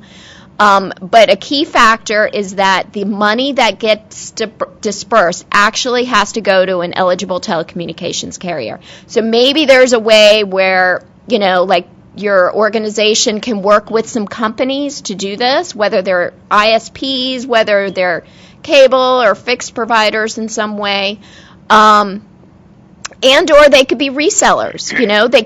They could resell, they could be buying in bulk from the cable provider and then reselling it in some way. But the key factor in that is that the money has to actually go to an entity that's an eligible telecommunications carrier, which in this case could be, as I described, the Lifeline broadband provider that we had designated. So that's one factor. The other factor, and I think it's important, and we've explained this, and I think we can still work with it, is that any individual that is receiving the service has to sign basically a certification form that says they're eligible for the program, that they are only getting one subsidy per household, that, it's some of our key factors in our rules, that they certify under pains and penalty that they are eligible, that they're one per household, that,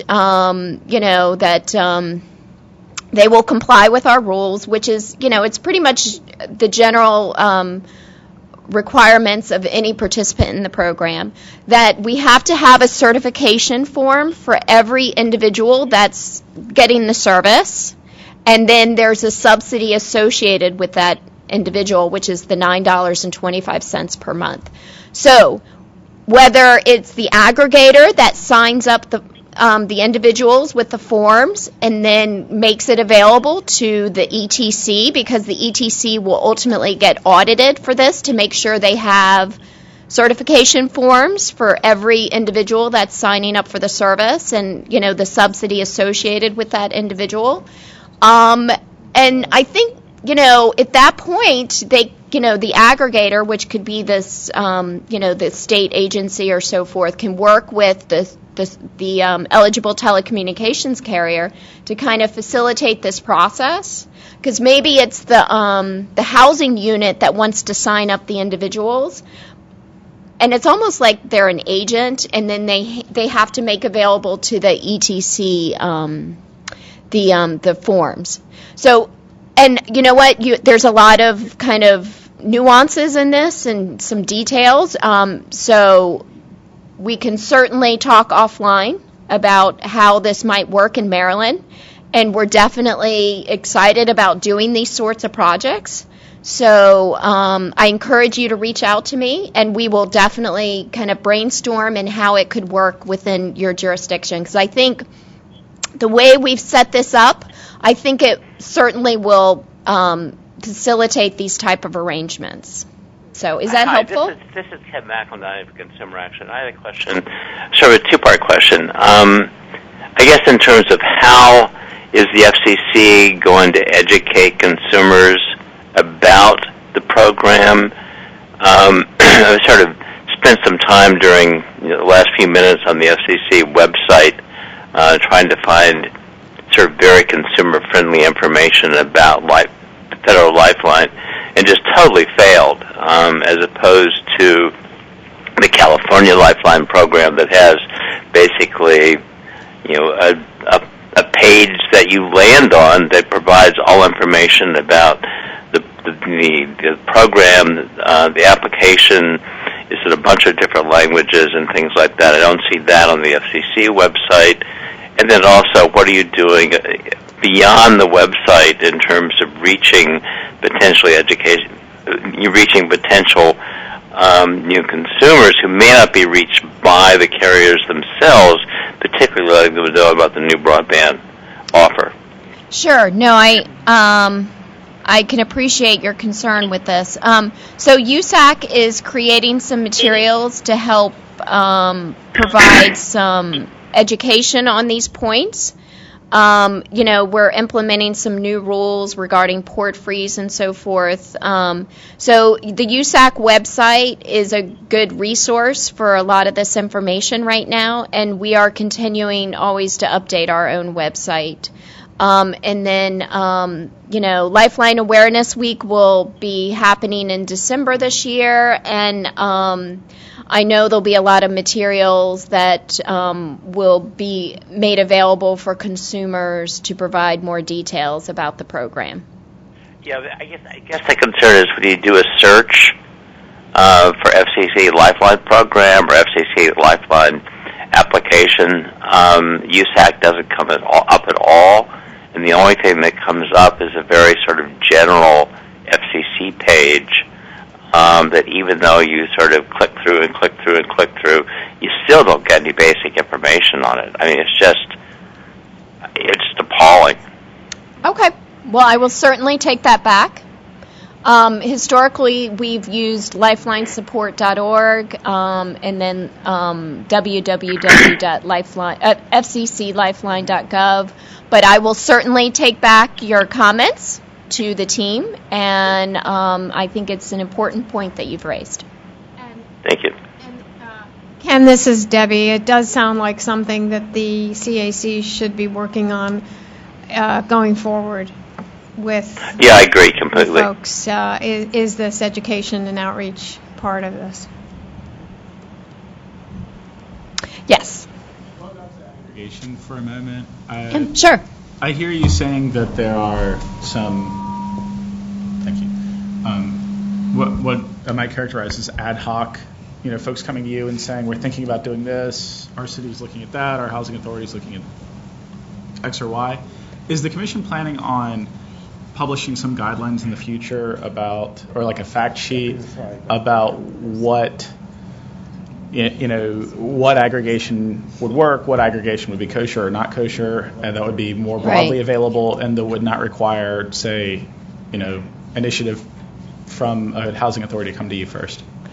I mean, I think it's a good point, and I can certainly take it back. Currently on the website, there's a lot of detail about, what's required of an ETC. So, but you kind of take it a step further in terms of how, like a housing authority, let's say, can work with an ETC. So I think it's a really good point, and I can certainly take that back. Thank you. Yep. Olivia?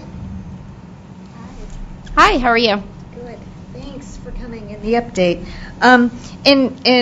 In fairness to sort of the materials currently available, I'd like to offer a little bit of a defense that we've got, a program in transition. So, to the extent that you invest the capital in describing the program as it is now or as it will be, if you put it out as it will be too soon, people will be a little bit confused. So I urge a little bit of sensitivity, especially with the December 2nd, date for the program will look a little different, a lot different. Right. After September 2nd. So if you put that out too soon, people may say, how come I don't have that now? So just a little sensitivity with the timelines.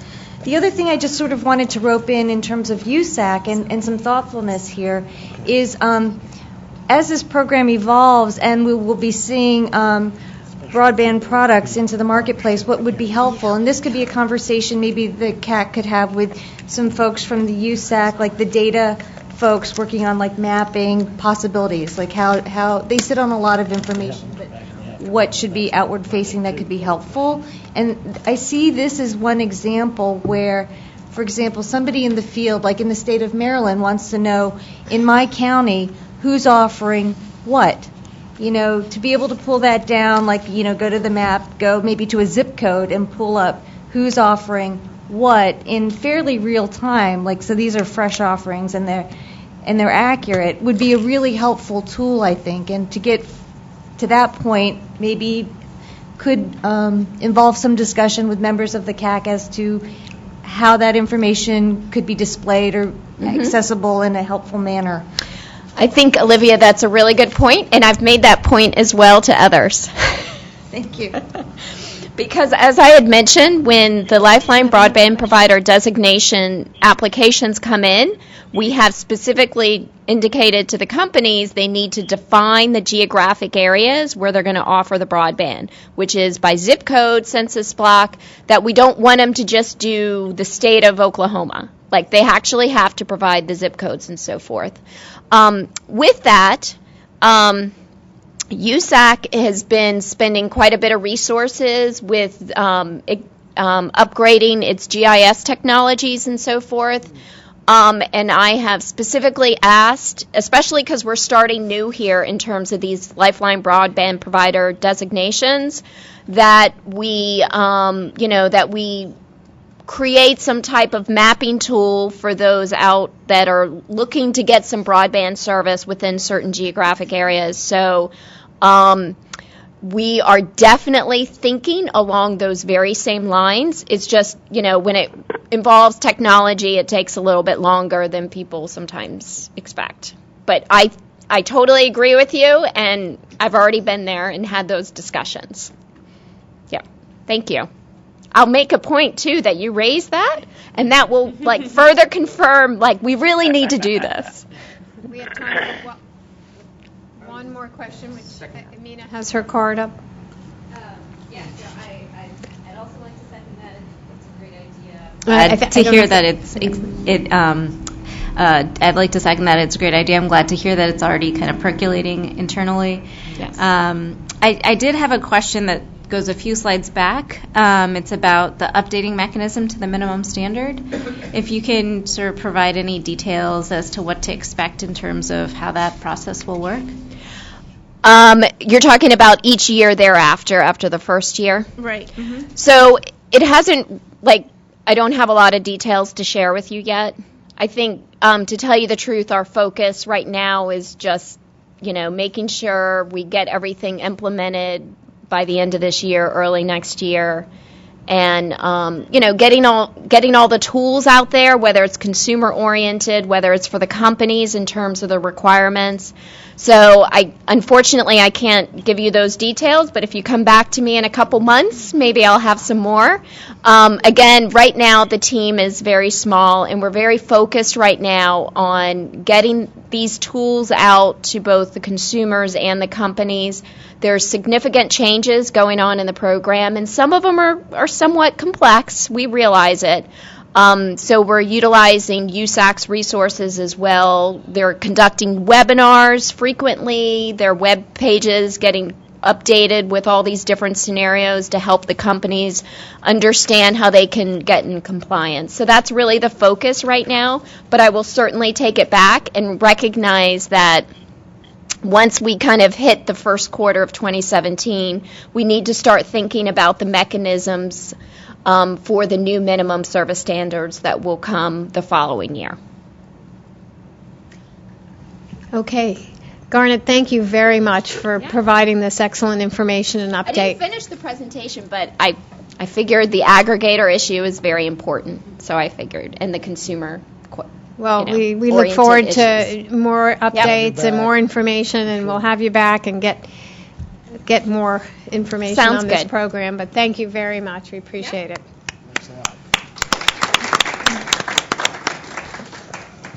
Okay, great. So we have our next speaker. And I had your card. Where did I put? Oh, how do I do this? You put his card. Thank you. I'm sorry. I'm sorry? I think you're okay. Oh, I don't. You don't have to do anything. No, you're fine. Sorry. So I want to welcome Peter Saharko, who is Assistant Chief Competition Policy Division for the Wireline Competition Bureau. Sorry, we're running a little behind. You're going to give us an update on the technology transition order. We appreciate that, an important issue for us all to hear about. So thank you very much for joining us. Absolutely. I will try to be relatively brief. I know we're coming up on lunch. I will leave copies of my card here if anyone wants to ask follow-up questions. And I'll just give you a very high-level overview of the order that we put out in July of 2016, and then we'll be happy to answer any questions that you have. The theme of our July 2016 order, it's the first 5 words of it, is technology transitions demand regulatory transitions. So we had 3 pieces to the July 2016 order. One was a declaratory ruling that dealt with dominant versus non-dominant status, and another was an order on reconsideration that dealt with kind of a gap in our copper retirement rules. But the real action, and what I'll give you the overview of today, was that we basically set up a framework to allow for carriers to receive streamlined treatment of Section 214 discontinuance applications involving a legacy voice service that involves technology transition. So technology transition we define as a service change from anything from TDM to IP, or certainly anything from wireline to wireless would involve a technology transition. The order was limited to legacy voice services.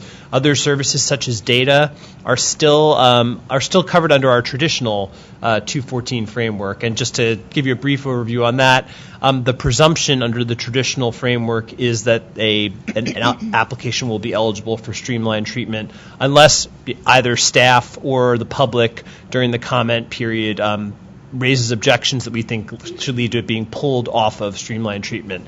For technology transition discontinuance applications, the exact opposite is true. The presumption is that it will go through a more rigorous, timely process unless the applicant can comply with what we're calling the adequate replacement test. And that is the heart of the July 2016 order, a 3-part test that puts in place kind of an objective, identifiable framework where carriers can provide empirical data that shows that they're from the criteria that we established that the replacement service that they have identified will perform adequately as a replacement for the legacy service. The 3 prongs of the test are that the replacement service needs to provide substantially similar levels of network infrastructure and service quality, that it needs to demonstrate compliance with existing federal and industry standards to ensure that critical applications remain available. And third, that it allows for interoperability and/or compatibility with certain key applications and functionalities. Just to give a very brief drill down on each of those three: network infrastructure and service quality. There are three criteria that need to be established in order to satisfy that prong. You need to demonstrate substantially similar network performance. Both in latency, we've established a standard of 100 milliseconds, and in data loss, popularly known as packet loss, but to be more inclusive, it's called data loss in our order, of less than 1%. There is also a second criteria requiring substantially similar service availability. And we've established what many of you who've worked in the voice world know as a 5.9 standard. We've established a 4.9 standard, applying kind of a similar division kind of test that the carriers used to establish 5.9s in the past with customer trouble reports, time for waiting, and those sorts of things. And I could go into it, but it's all in the order. And finally, the has to cover the entire geographic area that the legacy service covered, so no customers get left behind in any way. The second prong also has three criteria.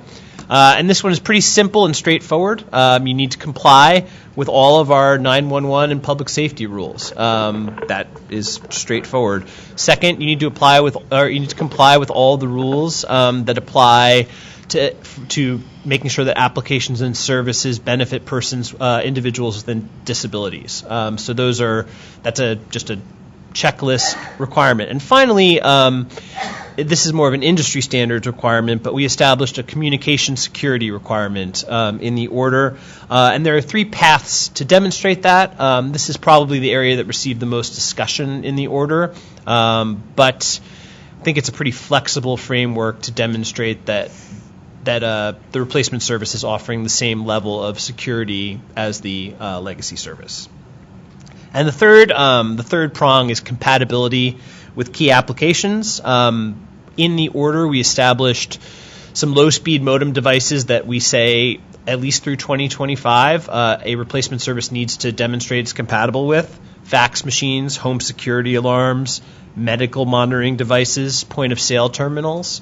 We also established a procedure, once the rules become effective, that will require OET and WCB to send out a public notice asking for input from the public on other applications and functionalities that should potentially be covered on this list. And we've established some criteria that we think are significant in evaluating that as well.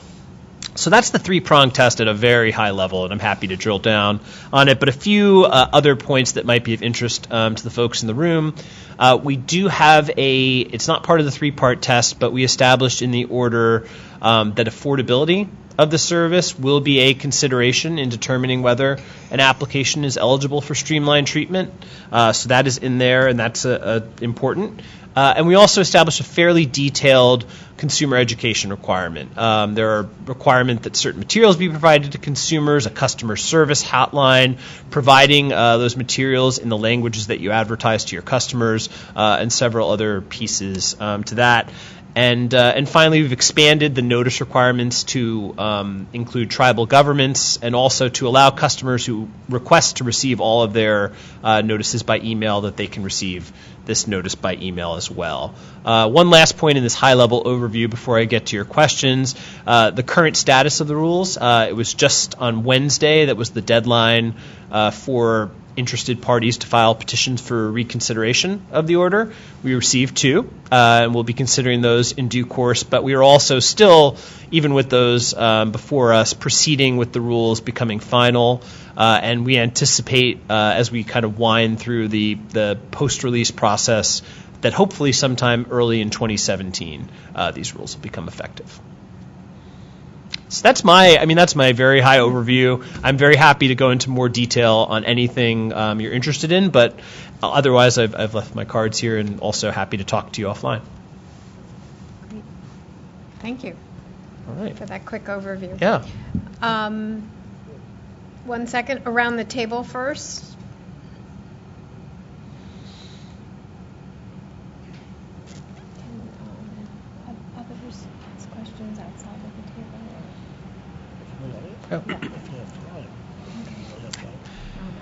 Olivia?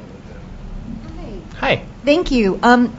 Would it be possible just to drill down a little bit about like what we can expect regarding the affordability and the battery backup issue? Sure. I'm not an expert on the battery backup issue. What I can tell you from my portion of the order is that whatever requirements are in place for battery backup power are kind of built into this test. So what the way the Commission has spoken in the past on emergency backup power and the rules they've put in place, it's required for a replacement service to comply with those rules in order to be deemed an adequate replacement.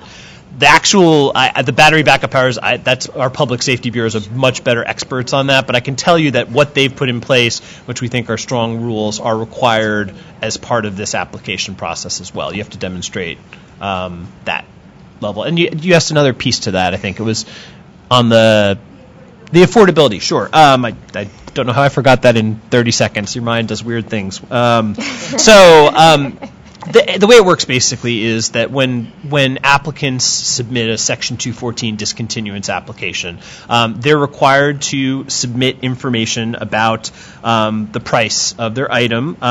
So they have to include the price of the replacement service compared to the legacy service. And I'm just quoting from the item here to make sure I'm precise, because I think the language is very carefully written. The Bureau will not place an application on streamlined processing if there's a material increase in the price for the replacement service compared to the service to be discontinued. We do not define material price to answer your next question. And so that's where that stands. Yeah.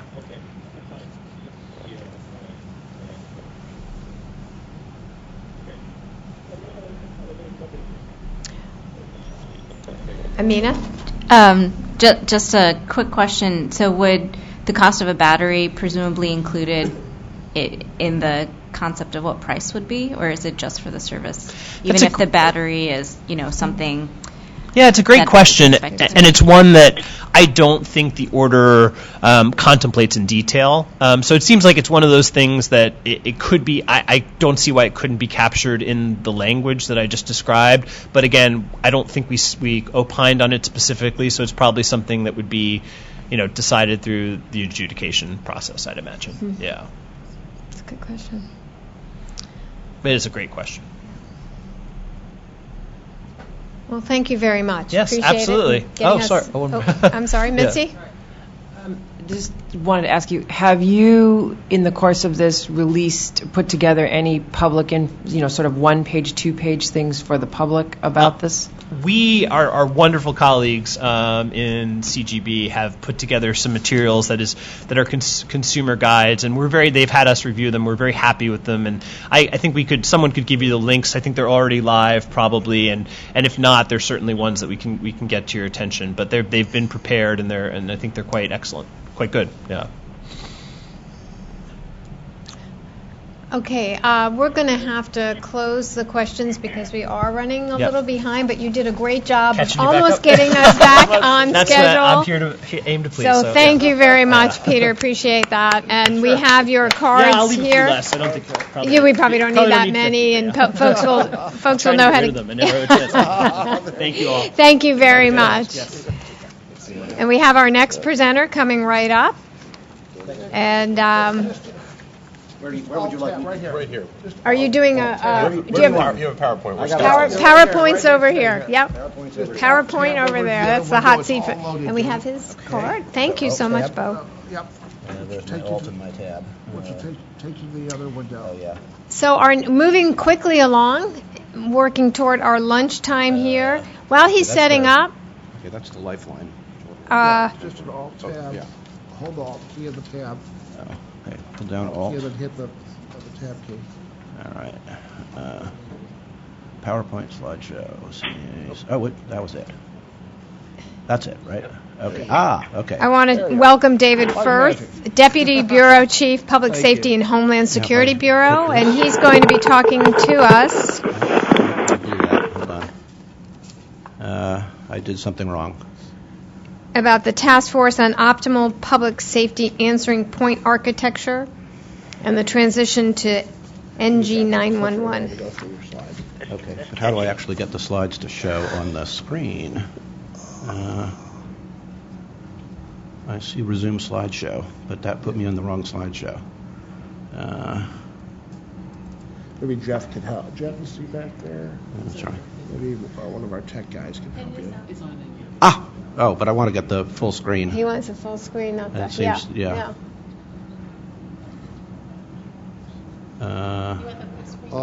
Yeah, exactly. Yeah, I'm looking for it here. Okay. I don't know. That's it? There you go. Okay. And You then got Okay, and then we'll page down work. Yes, okay, great. Good. All right. Okay.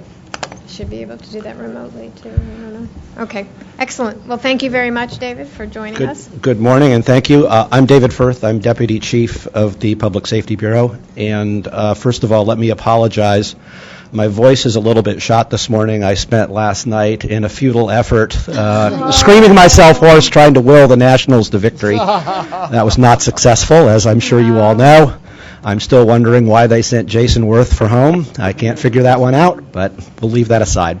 So I'm here to talk about Next Generation 911 at the request of the CAC. I'm delighted to be here. I'm going to go real quickly through some information that is in the slides. I'm just going to touch on some highlights since I know that the focus that we were asked to present was Next Generation 911 and the challenges that it poses for public safety, and particularly for our 911 call centers, our public safety answering points, or PSAPs. And I'm going to talk about PSAPs a lot. So just if that's not an acronym you're already familiar with, you'll get familiar with it very quickly. Just to give you a little bit of level setting about the 911 system, there are approximately 240 million 911 calls that are sent by the public to 911 call centers to PSAPs every year. Our best statistics at this point indicate that probably about 75% of those come from wireless phones, and the rest come from either landline or from VoIP. The percentage of calls that come from wireless is increasing, and in some states it's higher than 75%. We've got some states that tell us that they are getting 80, 85, even 90% of their 911 calls from wireless, so that's a major trend. There are over 6,000 PSAPs in the nation. 911 is a local service. Those PSAPs are primarily configured at the county or city level. And so here in D.C., there's a PSAP that serves the District of Columbia. The various counties in the National Capital Region each have a PSAP. And when you go across the entire country, we're looking at what is essentially a decentralized system, because the calls are answered locally in every state and every jurisdiction. Let me go down to just a very quick overview of some terminology and the FCC's role in 911. And some of this, again, you may be familiar with. So our regulatory authority with respect to 911 is over the commercial service providers that the public uses to call 911. The wireless carriers, the wireline carriers, the VoIP providers that deliver the 911 traffic to the PSAPs. The PSAPs are not within the FCC's regulatory authority. They are state and local government entities. And they are funded locally, and I will talk a little bit about the funding, and then try to orient the conversation about Next Generation 911 around how it looks from the PSAP side. A couple of other terms. There's often a lot of discussion about exactly what Next Generation 911 is and how it is distinguished from the existing legacy system. Our shorthand way of defining it is it's really how the tech transition is going to apply to 911. 911 was started as originally a wireline circuit switch system that was that channeled 911 traffic through your local central office, that the LEC would then use a specialized router to route traffic to the PSAP. That still is an infrastructure that is in place in most of the country, but what we are transitioning to is IP-based technology that will route the traffic and locate the callers and handle the traffic differently from that legacy system. It will have more capabilities than the legacy system. It will include the ability to handle text and video and photos, which the legacy system cannot. Some of you may be familiar with Text to 911, and in fact, Text to 911 is being rolled out. Text to 911 is not the same as Next Generation 911. It can be included as part of Next Generation 911, or it can be done on a transitional basis before a state or a locality has fully implemented Next Generation 911. And at this point in the country, we estimate about 20% of U.S. counties are supporting Text to 911. There are, I think, by last count, 6 states that are doing it statewide. The state of Hawaii announced that they were going live with Text to 911 yesterday. So we're seeing major developments there. I've also put Geographic Information Systems, GIS, on here because when we talk about Next Generation 911, people don't always connect these, but they are very important to connect at the technical level. GIS will be essential to Next Generation 911, both for routing calls and for locating callers. And so when state and local government is looking at how do we implement Next Generation 911, it's important to have GIS as part of that analysis.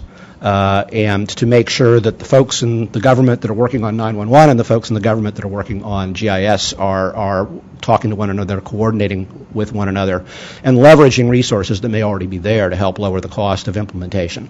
Because often GIS is in a different department. It's in the CISO's office and not necessarily the CIO's office and not necessarily in the emergency management office. So these are important things to bring together.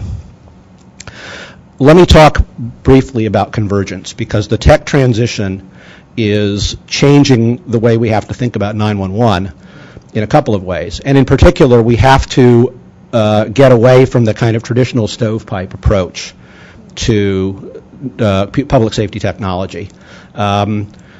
We are increasingly in a converged world, and I like to use the next slide. This is our kind of complicated slide with lots of different clouds with different acronyms and technical terms. And this is the landscape that we're looking at. I'm not going to explain technically what all of these things are, but what's important to understand about this is that when we think about 911, we cannot think about it in isolation from other technologies that are used to support public safety, whether it's the radio systems that first responders use, or it's systems that are used for public alerts and warnings, and of course the entire commercial network infrastructure that the public uses to get to the 911 system in the first place. So convergence is what we are seeing, and that means that the challenges that local government faces and state government faces in implementing 911 and Next Generation 911 have to take these other elements into account. Again, just a little bit of a high-level description of Next Generation 911, both in terms of the differences from the legacy system and the advantages that it offers. And it does offer huge advantages. There are costs associated with making this transition. The benefit on the far side of that transition is that, in fact, Next Generation 911 can be both more capable and more cost-effective than the legacy system. And that is one of the challenges that we and our state and local government partners and our industry partners are really facing and trying to wrestle with. And that's why planning and coordination is particularly important. So another bit of data that I just put out there for consideration. So how is 911 funded? Most of the funding on the PSAP side, on the state and local government side, comes from 911 fees that are on all of our wireline, wireless, and VoIP phone bills. The monthly charge that you will see on your bill for 911. That is typically set by the state that you live in. The states have different fee structures from one another. Collectively, based on the report that we issue annually and the data we collect from states, about $2.5 billion in 911 fees are collected by states and then distributed either at the state level or down to the local level to fund PSAPs. That's not the only source of funding. There are general revenues that can also support PSAPs, but this is kind of an indicator of what the operating cost is of keeping the 911 system running, keeping the lights on, making sure the calls get answered, without necessarily taking into account what the transition costs are for Next Generation 911. Now, we do ask, and in the report we've gotten some data on to what degree are state and local governments taking some of that fee revenue that they collect and using it for next generation 911 programs. And the numbers that we got from the 2014 data, out of that $2.5 billion, it was about 10%, 9 to 10% of that money was being devoted to what were identified as next generation 911 expenditures. We're also obviously very concerned, and one of the reasons we do the report is to identify whether you have states that are diverting 911 fees to non-911 purposes. That's actually one of the purposes for which Congress directed us to do this report. We've now been doing this report for 7 years, and one of the things that we report on is which states are taking those fees and using them not for 911 but for other purposes. In some cases it may be public safety purposes, in some cases it may be money going to the general fund. We report on that, we shine a spotlight on it. We can't enforce, Congress has not given us the authority to enforce against fee diversion. It's still essentially a state law decision. But I think by shining a spotlight, we have seen a reduction in the number of states that are actually doing it, but there are still states that are doing it. So let me talk a little bit about the task force on optimal PSAP architecture, what we call TFOPA. So this is another advisory committee, like the CAC. And it was convened in 2014. And the specific purpose of this task force was to look at the challenges that face PSAPs in making the transition to next generation 911. So we assembled a really incredible group of 911 experts from federal government, state and local government, industry. We have consumer groups, and we did a rough calculation at the first meeting and of how much 911 experience there was around the table, and we came to, I think, about 700 years worth of hands-on 911 experience from the people at the table. So these are really knowledgeable and dedicated people. They all have day jobs. They did this and really put together a terrific product. So I'm going to leave you with some information about what TFOPA has done and also what it will be doing in the next couple of months. There were 3 working groups that were created under TFOPA, one on cybersecurity, specifically looking at how will PSAPs, as they move into the next-gen world, deal with the challenges of cybersecurity, because any transition of technology to IP, you have to be thinking about cybersecurity from day one. And so the TFOPA, that task force, was looking at how do we do that. A task force working group that looked at network architecture. What are the different ways in which, what are the different architectural models that states and localities can use to develop the optimal architecture for a next generation 911 system, and associated issues that go with that. Not just what does the technology look like, but what does the governance model look like? What does education and workforce training look like? And then finally, a working group that looked at resource allocation, which is really funding. How do state and local government develop sustainable funding models that will support the transition and the ultimate implementation of next generation 911? One of the concerns is that the fee structure that's currently in place in most states relies heavily on customers of legacy services. Legacy wireline, legacy wireless. And next generation 911 is going to be transitioning 911 to all IP, which means that there could be people who are using non-traditional means to access 911. They could be using broadband. They could be using apps. There will be many more kinds of communications into the 911 system, and not all of them will come from traditional wireline and wireless customers. And in fact, that share of the 911 traffic may shrink. So how do you develop a sustainable funding model that can handle that transition and be sustainable into the future? And the working group in TFOPA looked at a number of options. And again, these are going to be policy decisions that states in particular are going to have to make. So what TFOPA did was to put some options on the table. I have a copy of their comprehensive report. It's right here. It's about 200 pages. And it's kind of dense reading, but in fact, it's a very good blueprint for any state or local authority that's looking at how do we do this transition. And we, in fact, sent it, when this report came out last January, we sent it to every state governor. We've shared it with public safety organizations, with NENA, NASNA, APCO, and others, and we're happy to share it with all of you here.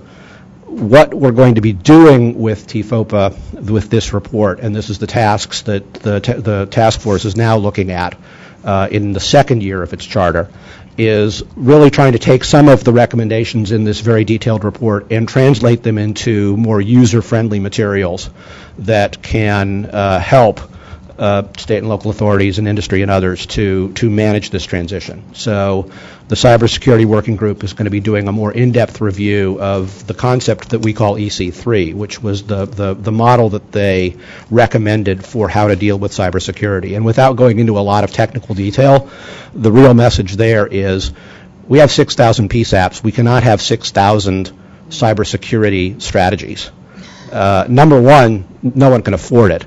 Number two, it won't work. If you decentralize your approach to cybersecurity at that level, it will be a patchwork, and it will have seams, and it will have vulnerabilities.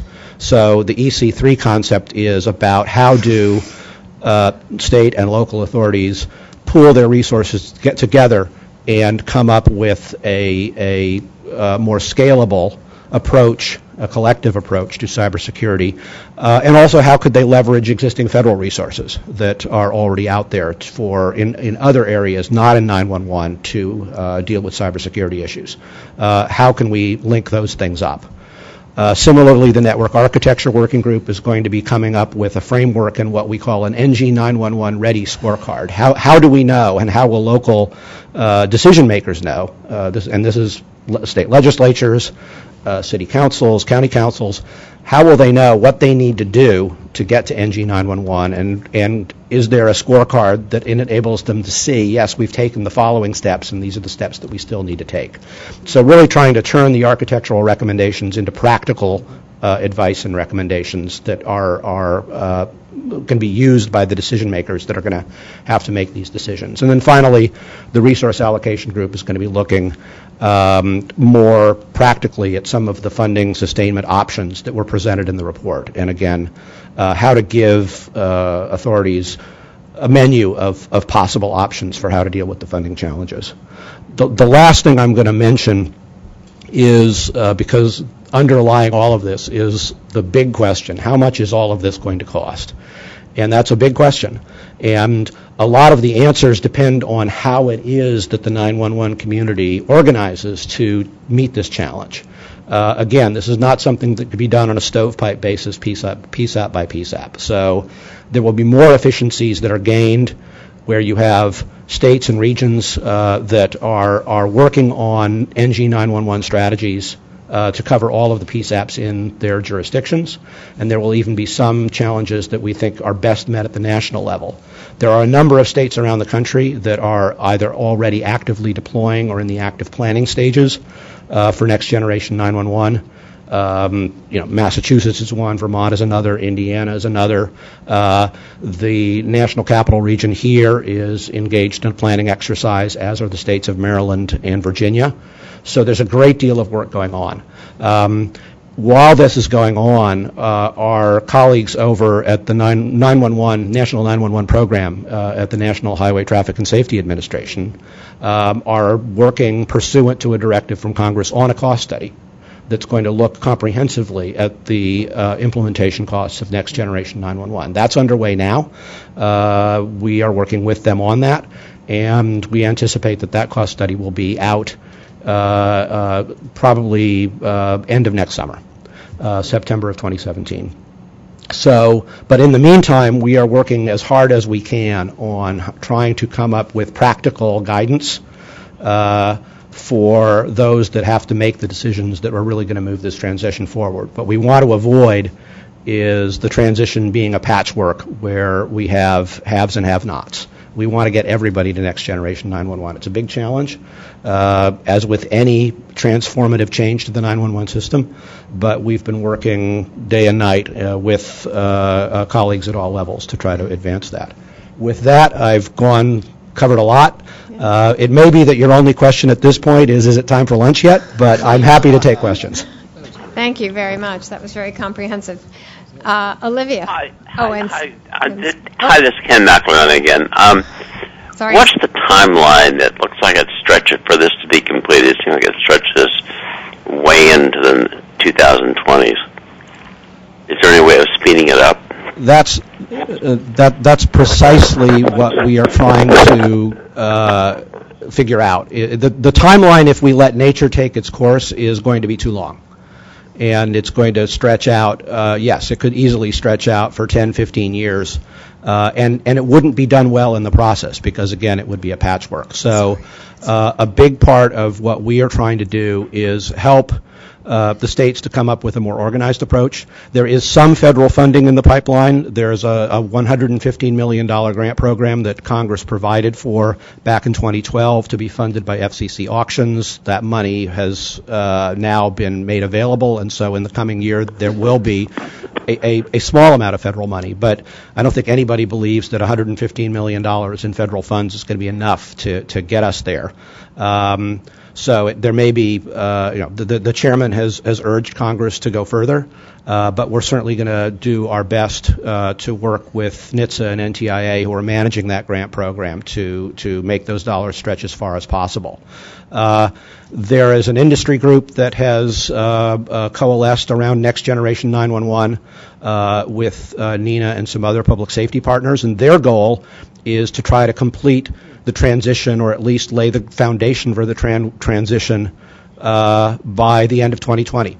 That's a very ambitious goal, but I think it's the kind of target that we need to shoot at, because that is ultimately going to get us there quicker. And the quicker we get there, the more we can save on these transition costs. It's the longer you're in a transition mode, you have to support both the legacy system and the new system, and a bunch of transitional bridges between the two in order to keep the 911 system running. That's very expensive and very inefficient. So what you want to do is minimize that time. And what we're trying to do with the tools that we've put together, that the task force has put together, is a blueprint for how we can get there faster. So I have two questions on the floor, Olivia and Steve. Thank you.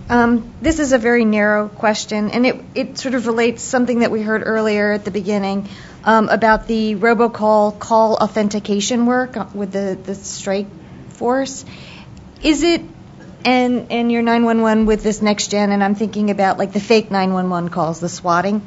So who is really sort of taking the lead? Would I be looking at the stuff that's coming out of the task force here, or is it the same people working on the robocalls, call authentication work, or are these two different tracks? They're overlapping tracks. The robocall strike force is looking at a broad array of issues relating to robocalling. I think one of the things that we are interested in from the 911 perspective is whether perhaps some of the solutions that are developed there could have applicability in the 911 space.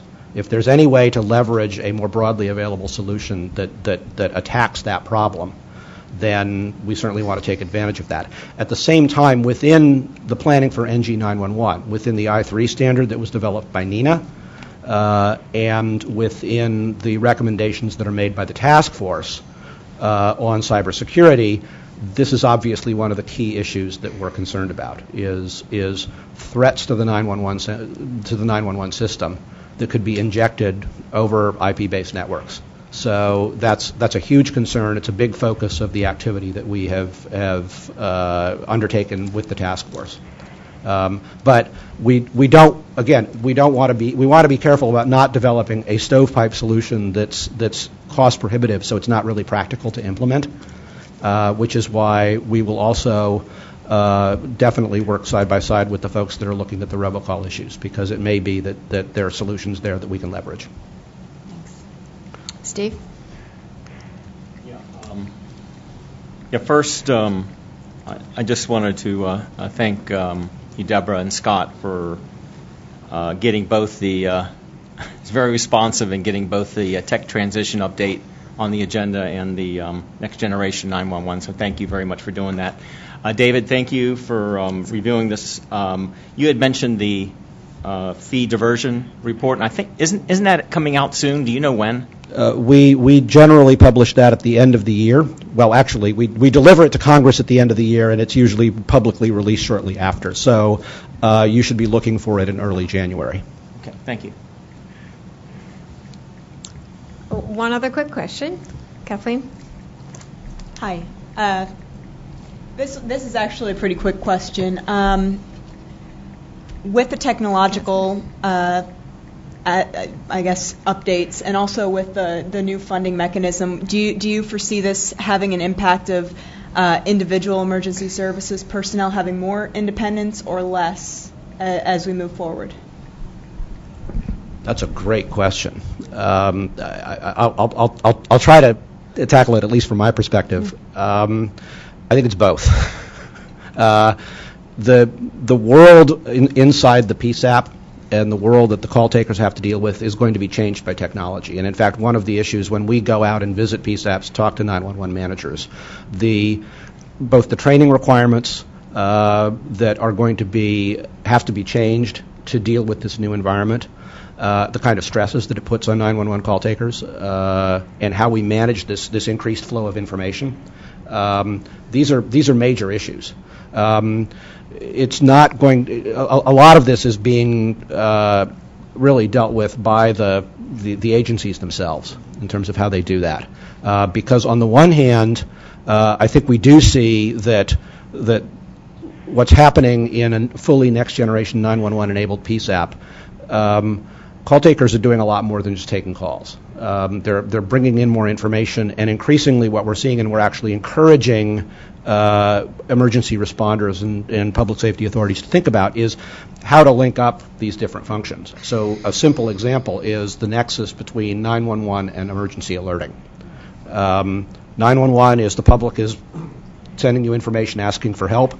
Emergency alerting is when you're putting out alerts and warnings and telling people either you're in danger, you need to take cover if it's a tornado, something like that, or you're providing information in some kind of an emergency situation.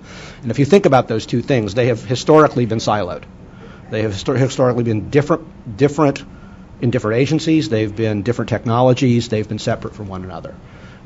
What we're seeing in the next generation world is that those things are coming together. And in fact, it's possible for local 911 authorities to become alert originators under the IPAWS system that FEMA has set up, which is the system that is used to send out wireless emergency alerts. And often the 911 center is the place where you get the first information about something that's happening. Whether you're talking about a shooting, a disaster, a storm, that's when it's almost like you're crowdsourcing the information of what is going on. That information can be really important if you can act on it to send an alert, to send a warning. The technology is there to do it. It's a governance issue for local authorities to make the decision that they want to integrate those functions, but they can, and many PSAPs are doing that. So that increasingly what we're seeing is that as opposed to just being centers that receive phone calls, PSAPs are becoming more like emergency command centers. Maybe the routine traffic is still kind of a traditional, you take the call and you dispatch an ambulance, a fire truck. But in major emergencies, that role is changing. And what that means is the individual call taker may have more responsibility and more autonomy, but it also means that the operational framework in which they are working may also need to take these additional tasks into account. And so that's one of the challenges as we think about the technology. One of the challenges is how does it actually work on the ground when the emergency happens? And I think that the PSAPs themselves are the ones that are teaching us all as they confront these challenges, kind of what those, how those roles are going to change. Thank you. Well, thank you very much for the great information and presentation and good questions. And I kept you only a little bit past. Yeah, well, you had a late start, so thank you very much. Appreciate it. Okay, great. Okay, we're going to give you some logistical information about our lunch break. Before everybody leaves, I want to make one quick note. I was remiss. I did not mention someone that I really want to mention who has also been at my side, and that's John Brault from the National Consumers League. I want to thank John so much for everything he has done with the CAC. He's participated in so many of the working groups and task force, and he and his great team at National Consumers League. So thank you, John, for everything you've done as well. So thank you. Okay, Scott, take it away. Lunch. What are we doing at lunch, Scott? Right to your right. Okay, great. Got it. Thanks. Great. Lunch has arrived, as you can well tell. Those that are meeting for the No Surprise Task Force, please pick up your lunch and beverage. You'll be meeting in room 442, which is straight down the corridor here, past the intersecting corridor that goes to the lobby, and it'll be on your left. And we'll be calling into a phone bridge so that those that are on the phone, if they wish to listen in, they can do that too. And we're going to... And we're back here at 1 o'clock. Be back here at 1 o'clock. For a presentation at 1. So we'll have to move quickly with our task force. Yep. Okay. Thanks. Thanks, Scott.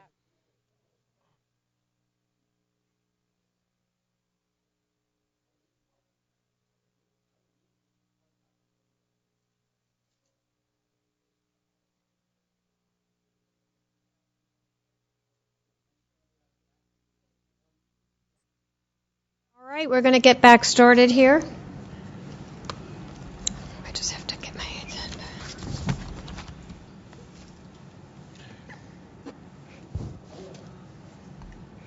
All right, everyone. We are now going to, we have Gregory Cook here, who is Associate Division Chief, Policy Division, Public Safety and Homeland Security Bureau. Thank you for coming. You're going to talk about the Emergency Assistance Services National Test Update. So thank you. Yep. Thank you, and thank you all very much. I'm very happy to be here. I think this is a great time to be talking about the test to this audience, because we really, in light of the initial EAS test that we had in 2011, really made some significant advances and efforts to make sure that the test would be fully accessible to all, whether the hard of hearing, the blind, or those for whom English is not their primary language. So, in any event, on September 28th, FEMA initiated a nationwide test of the EAS, the Emergency Alert System, over the facilities that carry the EAS. So this would be television, radio, and cable. This was not a test of wireless emergency alerts, so was not carried over mobile phones.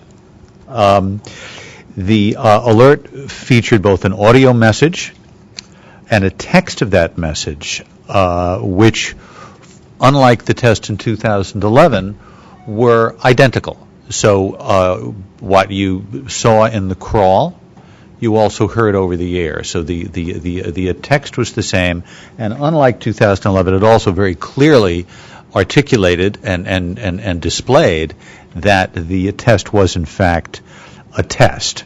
The test was provided in both English and Spanish.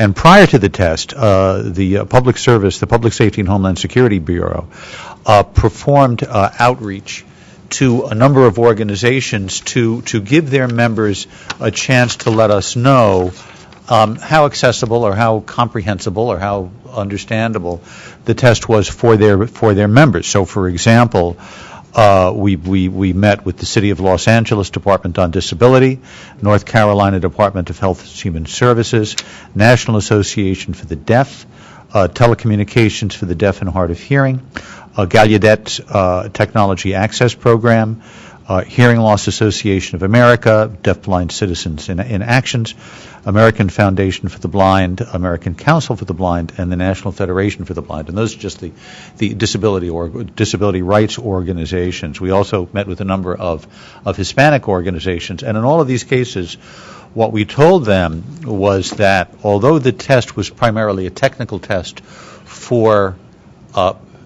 the participants, the broadcasters and the cable providers, to make sure that they had access to internet-based alerts as well as over-the-air alerts.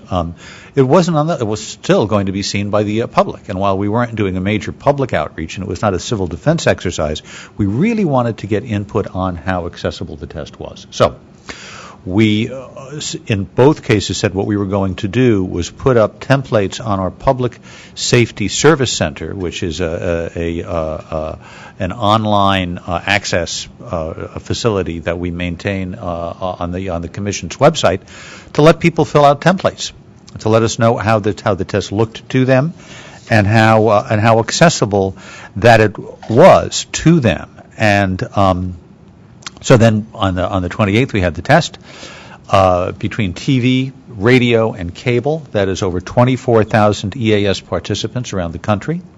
And overall the test was success. The National Periodic Test Code and the National Location Code, which were the two big technical things we were trying what we were testing that day, worked exactly as intended, and over 95% of the reporting EAS participants successfully received the test, and almost that number successfully retransmitted the test, so that we know that it got out to the public.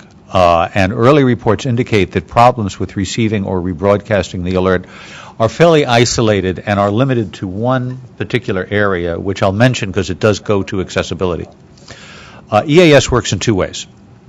It works in the classic way that we've all been familiar with for many, many years, is that it's an over-the-air delivery system. And if you can hear it, you will always hear those funny honks in the beginning of the EAS. Well, that's a data burst. That's information that is broadcast over the air. So when a major radio station broadcasts the alert, other radio stations and TV stations and cable providers hear that sound, and equipment in those facilities responds to that sound by then displaying the alert. It's like a trickle-down hierarchy. It's almost like flipping dominoes, where you flip one and it flips two, and on and on and on. In that case, the kind of data that is available is quite limited. The kind of text that's available is based on codes in the equipment, and it can be quite cryptic. And so in that case, the audio, which is the regular audio, and the text won't match. And one of the things that we've done since 2011 is augmented this legacy distribution system with one based on the Internet, where all of the EAS participants, TV, cable, etc., log and poll an Internet website on a regular basis, every 30 seconds, every 20 seconds, whatever. And when they pull down that information, it's much richer, it's much more robust, it has a complete text field, so that you would then have audio and text that completely mirror each other. So we wanted to see the interplay of how these two systems would work, and where one would be received as opposed to where the other one would be received. It's a function of the system that we were testing. The biggest single issue that came up during the test was the fact that many stations, many EAS participants probably at least 40%, picked up the alert over the air as opposed to through the Internet. And so therefore there was a little discontinuity between the what you heard and what you could read. In both cases, it clearly indicated it was a test, and so in all of that regard, it was the same, but you might not have gotten quite the exact same text. So that is probably our biggest single issue that we're going to be facing going forward. It's one of the things we want to face in the system. But we also, as I mentioned, solicited consumer feedback through the Public Safety Support Center. And so we also received feedback from individuals on whether consumers experienced problems with the quality of the audio, the legibility of the text crawl, or the language. And we received approximately 60 responses. And even, when you solicit response, there's kind of a self-selection bias favoring folks who experience problems.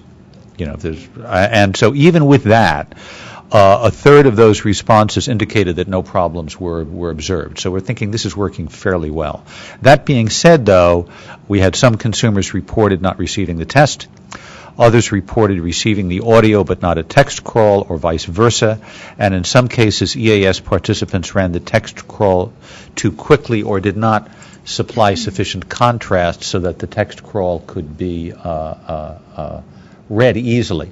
And this is a problem we've been aware of for quite a while. It's one that is not built into the architecture. This is how individual TV and radio stations set up their system. So we've set up rules, and we are working on developing best practices for these stations so that they can ensure that they don't run the crawl too fast. The crawl, which is not closed captioned, is set up in a way that it will be set up with proper contrast. So that's going to be an ongoing issue. And we also made a little bit of an error, unfortunately, when we set up the PSSC. One of the things that Susie Singleton pointed out to us was that we forgot to turn off the CAPTCHA, or the guys who set it up didn't turn off the CAPTCHA, so it made it fairly difficult for some people to access the sheet, and we apologized for that. We had absolutely told them to turn off the CAPTCHA. It didn't occur, so that is an issue that was certainly not intended. We thought we had taken measures to avoid that occurring, and we will take twice the measures next time to ensure that it doesn't occur. So that's basically it. I'm happy to take any questions on the test. I can tell you we'll probably have another one, but there isn't one currently scheduled now, and we'll have a lot more data towards the end of November, beginning of December, once all of the EAS participants file their final reports with us. Anyone have any questions? I have a question. Ken, have you worked at all with the Asian language radio and TV stations to put, such tests in the languages used by that station on the air or on the radio? The content of the short answer to it is yes, but not for this test. The content of the test is determined by FEMA, and so in this case, given the technical element, given the technical capabilities of the system, they initiated doing this in Spanish. And I don't want to get into the weeds too deeply, but the way the test works over the internet is that it uses an HTML program called the Common Alerting Protocol that separates test elements into various files. And so the way the system works is that we're able to, in this case, have an English file and a Spanish file for the audio and the text. And there's particular issues with end user equipment capturing all of the special characters and whatnot. So while we are I know FEMA is in discussion with Asian language groups. We certainly are seeking comment on the issue in an upcoming rulemaking, but we realize that there are significant technical issues to be addressed if we want to begin to add other languages, in particular ideographic languages, and also it becomes an issue of where you make the determination of what language to use. Do you use census data cutoffs? Where do you make that determination? And so we're at a very early stage of doing that, because at this point the facilities are such that our ability to do it is limited. But yeah, it's a big issue, and it's one that we are pursuing. Yeah, we've been using Chinese, Korean, and Vietnamese for probably 15 years, both in our printed publications and our website. And I think those would be a good first three languages to start with. Makes sense. I think. Have you been in touch with the folks at FEMA, their program office for the Integrated Public Alert and Warning System? No. Maybe Scott, you could send me that information after the meeting. And Ken, can you just identify yourself? Oh, I thought I did. Must have been cut off. It's Ken McElveen from Consumer Action. Okay, yeah. I mean, if you can, they know how to reach me here. If you can reach out to me, I'll make sure that you can be put together with the folks at FEMA, and maybe we could set up some of the technical protocols for doing this, at least on a pilot basis. Sounds good. Thanks. Good. Sure. Ed? So, You're not on yet. over the summer, we had one of the first television tests of the ATSC 3.0. Sure. How is that sort of factoring into this, or is that sort of future integration? Where's that playing We're looking. There's a limited amount that I can comment on that, because, as you know, there's a notice of proposed rulemaking pending before the Commission on adoption of the physical layer of that standard. That being said, it offers tremendous opportunity. It offers tremendous opportunity, and I think that if you follow what's happening in the ATSC 3.0 space, and you take a look at some of the filings by AWARN, and you take a look at some of what NAB is doing, you can see that the capabilities for highly geographically targeted alerts, highly language targeted alerts, really are more, because it's a lot of data over the internet with so you've got all the benefits of broadcast plus a return path. So really there's a tremendous amount of potential there. We are seeking comment on it. I think we're waiting for the shoe to drop to see the notice of proposed rulemaking move forward before we can really comment any further. But yeah. Any other questions?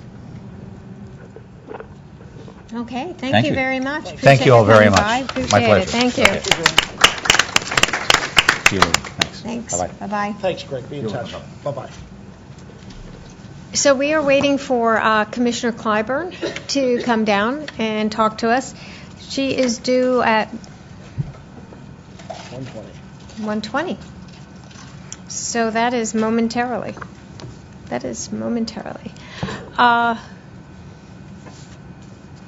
Don't know if we should should we just stay in place? Yes.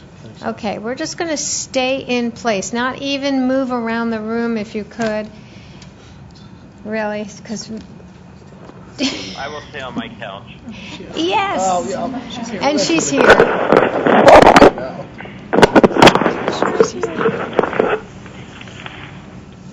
Okay, Commissioner Clyburn is in the room. She is here. Come on over here. Have we got her card? Yes, look, you've got your card. Hello. All right. This is someone who needs no introduction. Am I right? Am I right? Right. She is. I'm with her. I've been waiting to say that. I've been dying to say that. But I truly am, Yes, we are so privileged to have Commissioner Clyburn here to talk to us. Thank you. And just take it away. Thank you so much for joining us. I know you always do if you are here in town, so thank you so much for giving us your time. Well, good afternoon again, everyone. It's good to see so many familiar faces, and it's good to be with a group who I can say without any qualifications or any type of hesitation, I'm absolutely in sync with. So thank you very much, and thank you, Deborah, for always keeping me straight. Yesterday, like many of you in recent weeks, I assume, I decided to do a quick online search for a car to rent for an unexpected trip that I apparently am going to take back to South Carolina. And though this guy has been married to my sister for well over 20 years, I had no idea that this coming weekend, or I should say next weekend, will mark a significant birthday milestone for my oldest brother-in-law. So I'm guilty as charged on that one. But before being asked on that car rental website for a credit card number, driver's license, or other personal information that I know we are accustomed to share, I was given a quoted price that included all taxes and fees. Now, while I can remember the day when this was not always the case, as of late for me, and ideally for you, not only that was it clear what government imposed fees and taxes I would have to remit, but all of that company's mandatory fees, airport fees, and all of those things that, if applicable, it was very clear that before I hit OK, that this is what the final dollar amount would be. Now, all of this sounds relatively painless, except on certain weekends, peak times when it's really painful, expense-wise. All of this sounds relatively painless and transparent, and I have to admit that, again, it sure was. But unfortunately, the same cannot be said for many consumers when they sign up for a phone or phone service, internet, or pay TV service.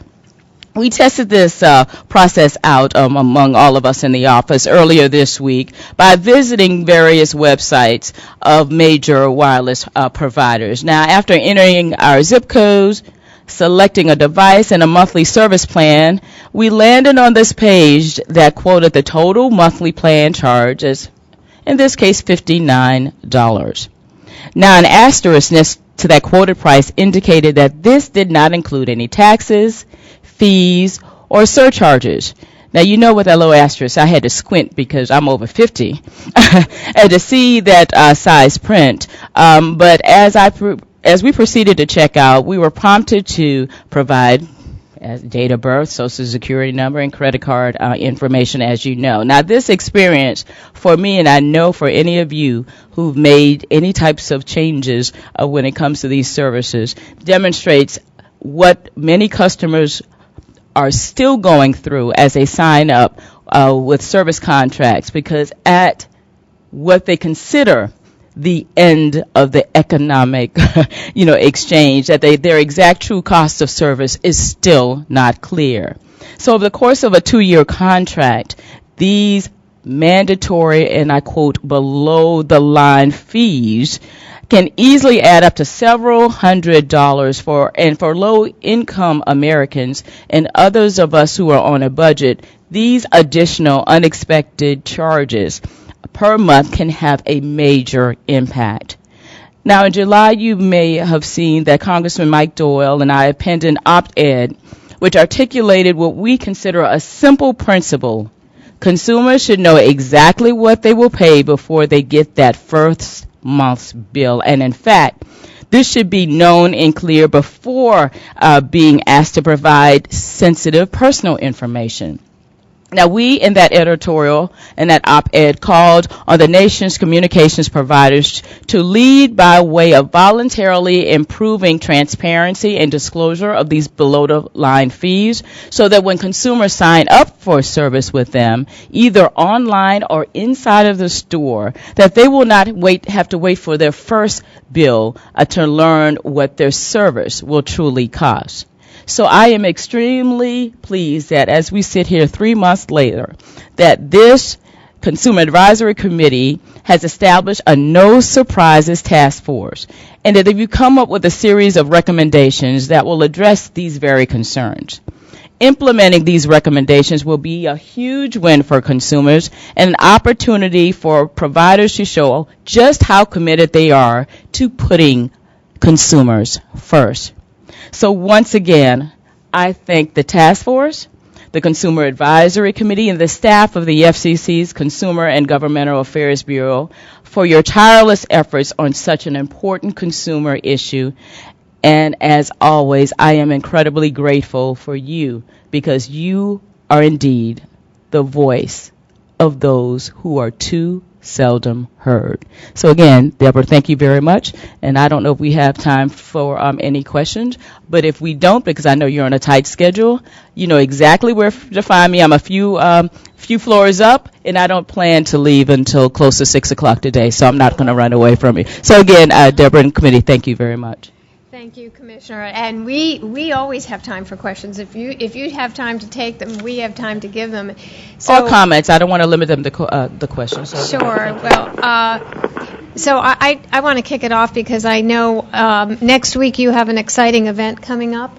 You've been traveling around a bit and talking and listening with this Connecting Communities tour, and I wondered if you could just give us a quick little highlight, plug the event most definitely, right. And maybe just a quick comment about maybe something that you learned and a quick little preview of that event. So I do things, and I must be fixated on age, because I was about to say the older I get, the things that happen more closely to the day I remember clearly. And so I a day or two ago took a train up to Essex County up in New Jersey and visited an inmate facility. My first visit, and I don't plan to be, anyway, I won't say that. I'm going to do the best that I can to stay on this side for more than one reason.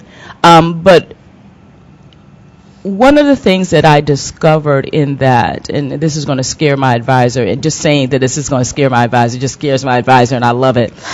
I don't get many, pleasures, so, that's one of them, is that when we talk about affordability and people being able to be in touch with their loved ones no matter where they find themselves at this stage, New Jersey, I have to admit, has done a pretty good job. They've, at least in this particular county, they've got pretty good rates. I think it's about 5 cents a minute, and so people, inmates, can affordably speak to their attorneys and their families, and that's a good thing. But a couple of things that they pointed out that we have to, as policymakers, always be mindful of. And so, if in this particular case, and this, I will condense this story because I'm starting to get a little long, that's so okay. I'm sorry. Is that one of the persons said to me that. I understand this from a security standpoint, but what is happening now is when I make a call, I can't make a call to a cell phone. And you go like, okay, so I'm going like, I know that's one of the rules. But he said, who has a landline in my family? Mm-hmm. So you sit back and you go like, my goodness, you're thinking you're solving. I'm euphoric because they got 5 cents a minute. Right. We're working with the facilities and others because we, again, we're thinking about what they have to do to ensure that nothing, no one on the outside is being contacted that shouldn't be. And you have seen the stats like I have. Close to 60% of low-income people have cut the cord. So now, in solving one problem, we have doubled down on another. And I say this as a sort of a segue to what we're going to do on October 19th at Georgetown Law Center. We're having what we call a Solutions 2020 conference or workshop, where for about 4 hours we're going to divide things in silos and talk about different, from healthcare to, adoption to almost everything in a sort of compacted way that we and you have talked about since your inception about what we can do better. It's not going to be your typical stand around, sit down and here is a workshop and a panel. We're asking everybody in rapid fire fashion. For 2 minutes, you come up with your solution inside of this portfolio and from your vantage point. Because I don't know, I think you heard me say this last time, I am growing a little fatigued about hearing us rehash what we know are the challenges. Mm-hmm. What are the solutions going forward that as policymakers, as people in private industry, that we can, have develop a template to work together? Because I just mentioned that other one that's it shouldn't have been new to me. It should have been quite intuitive. That, I'm looking at the stats and people cutting the cord and knowing that, most of the people who are low income are the ones recycling in and out of the criminal justice system. Why was it not intuitive to me that that the cell phone? So what I'm saying is, with the best of intentions, we don't always get it right. And that's why it was important for me to go outside of the Beltway with these connecting community tours. I think we were about 11 or 12 states in a number of communities, and hearing and seeing and learning more, we have the capacity to implement better. So I'm hoping that if you cannot attend on the 19th of October at Georgetown, I believe it starts at 1 o'clock. Where's my advisor? Thank you.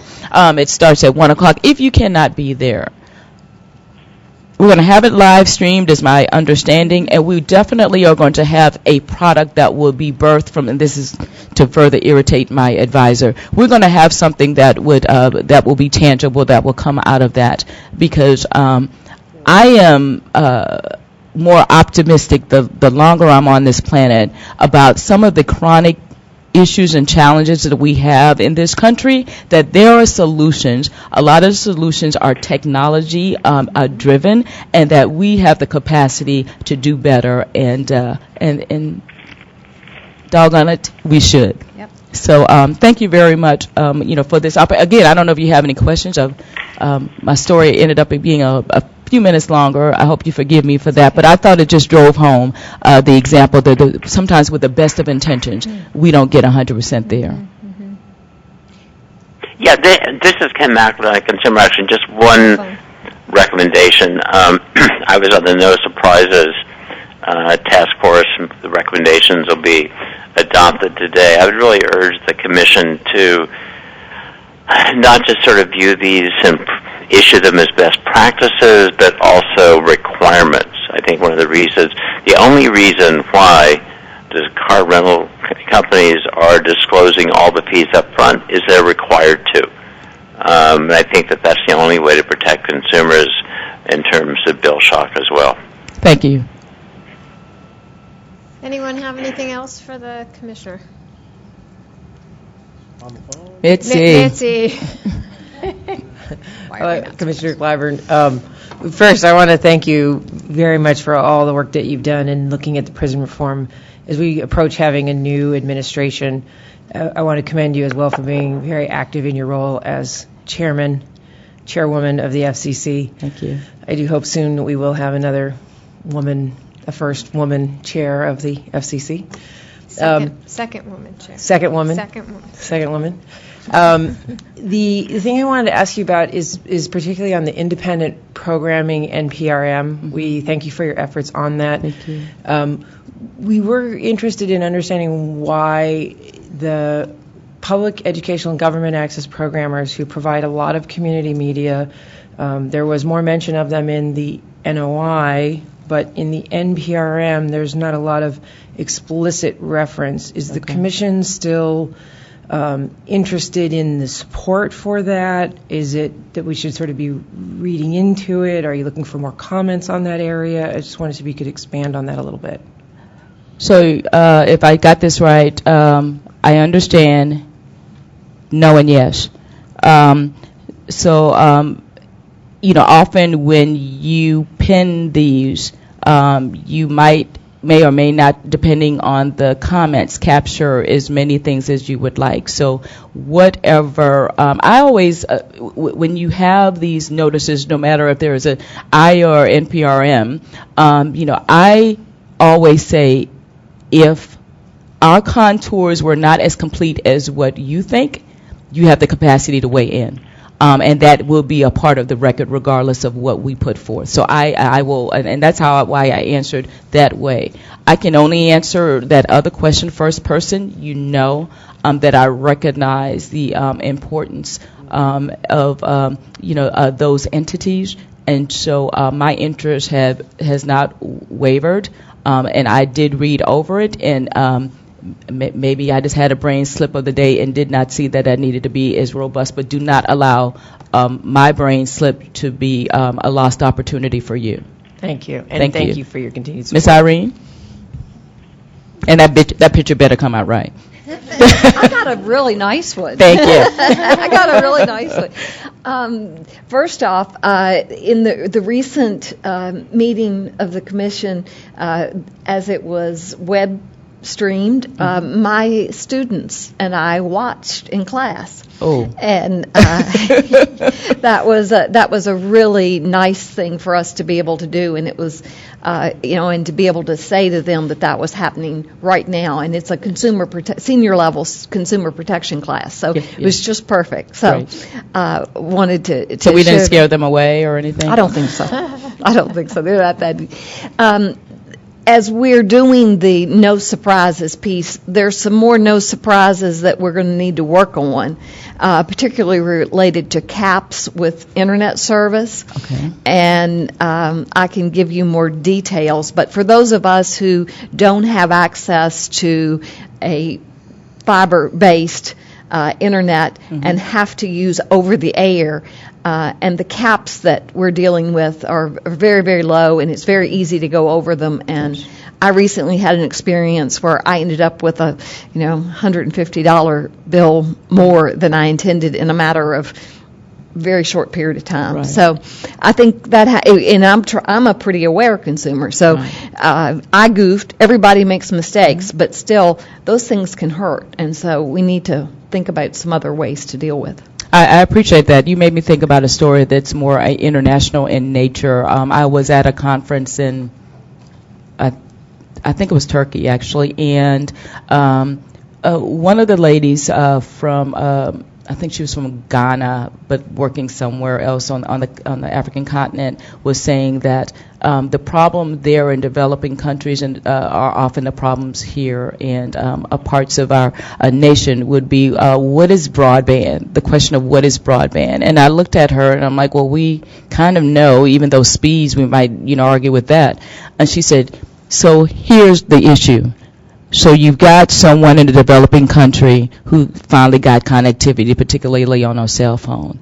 And the first thing that their young, that one of the siblings or, one of the children, what they would do is they'll stream something. And lo and behold, within a day or two, they've used up all of, their, and so when you talk about connectivity and broadband, what's broadband? Because now they have exhausted their entire monthly allotment. So and so when you say that, I'm particularly sensitive to that story and tailor making it, because I don't have to tailor it too much, unfortunately, with your example as to what exactly. I can't tell you the number of times I've been on my phone and fallen asleep, and then my allotment has been used almost overnight because I forgot to log out or and so you're right. You can do that by, falling asleep or by doing, something, walking away and forgetting, and now your capacity is finished for the month, and you are not connected. So I appreciate it. It keeps increasing unless there's a way to put a limit on it. Well, there are a couple of things that, depending on what type of plan either you're done or you or you get sticker shock. So you're right, not connected. From where I'm sitting where I am sitting is having a sticker shock at the end, because that could mean that the next month I can't afford to be connected. Right? So, yes, ma'am. I can't see your name. Not my name. Okay. My name's over there. I'm Katie McAuliffe. I'm with Americans for Tax Reform. Thanks so much for your discussion. I'm really interested in possibly speaking more with you about what you're doing with the prisons and speaking over cell phones. That sounds, if not today, I I'm did here. not even realize that. That's just, how are you going to call anybody? I don't know anybody with a landline. I know. So, and there are no payphones, but I suppose you couldn't call a payphone anyway. Anyhow, just on the point of access, I actually only have internet access through my mobile phone, and running into that kind of the data caps and whatnot has been really interesting in figuring out how to budget data. Right. And dealing with getting the notification that I'm at 90% of my data cap is helpful. Mm-hmm. And then knowing that I can downgrade video or not streaming audio or downloading podcasts ahead of time, it just takes a lot more work to do that. So, and then also I've noticed that as I switched over to an unlimited plan, which I have now, is that I do use the internet a lot more. So I have the SiriusXM app. And so I'm listening to, I also don't have cable, so that's how I get my news. Mm-hmm. You would not believe how hard it is to find Just a Clock radio to get news off of. It's impossible. But so it's an interesting thing in trying to figure out how to make that technology mix when you're just using mobile. Right. But I think it still has, for me, has been a good way for connection in order to do necessities. I can work from home, I can connect with my friends, I can mess around on Facebook if I want to, right. But I don't have the entertainment access is what I found to be the difference with having that kind of cap. And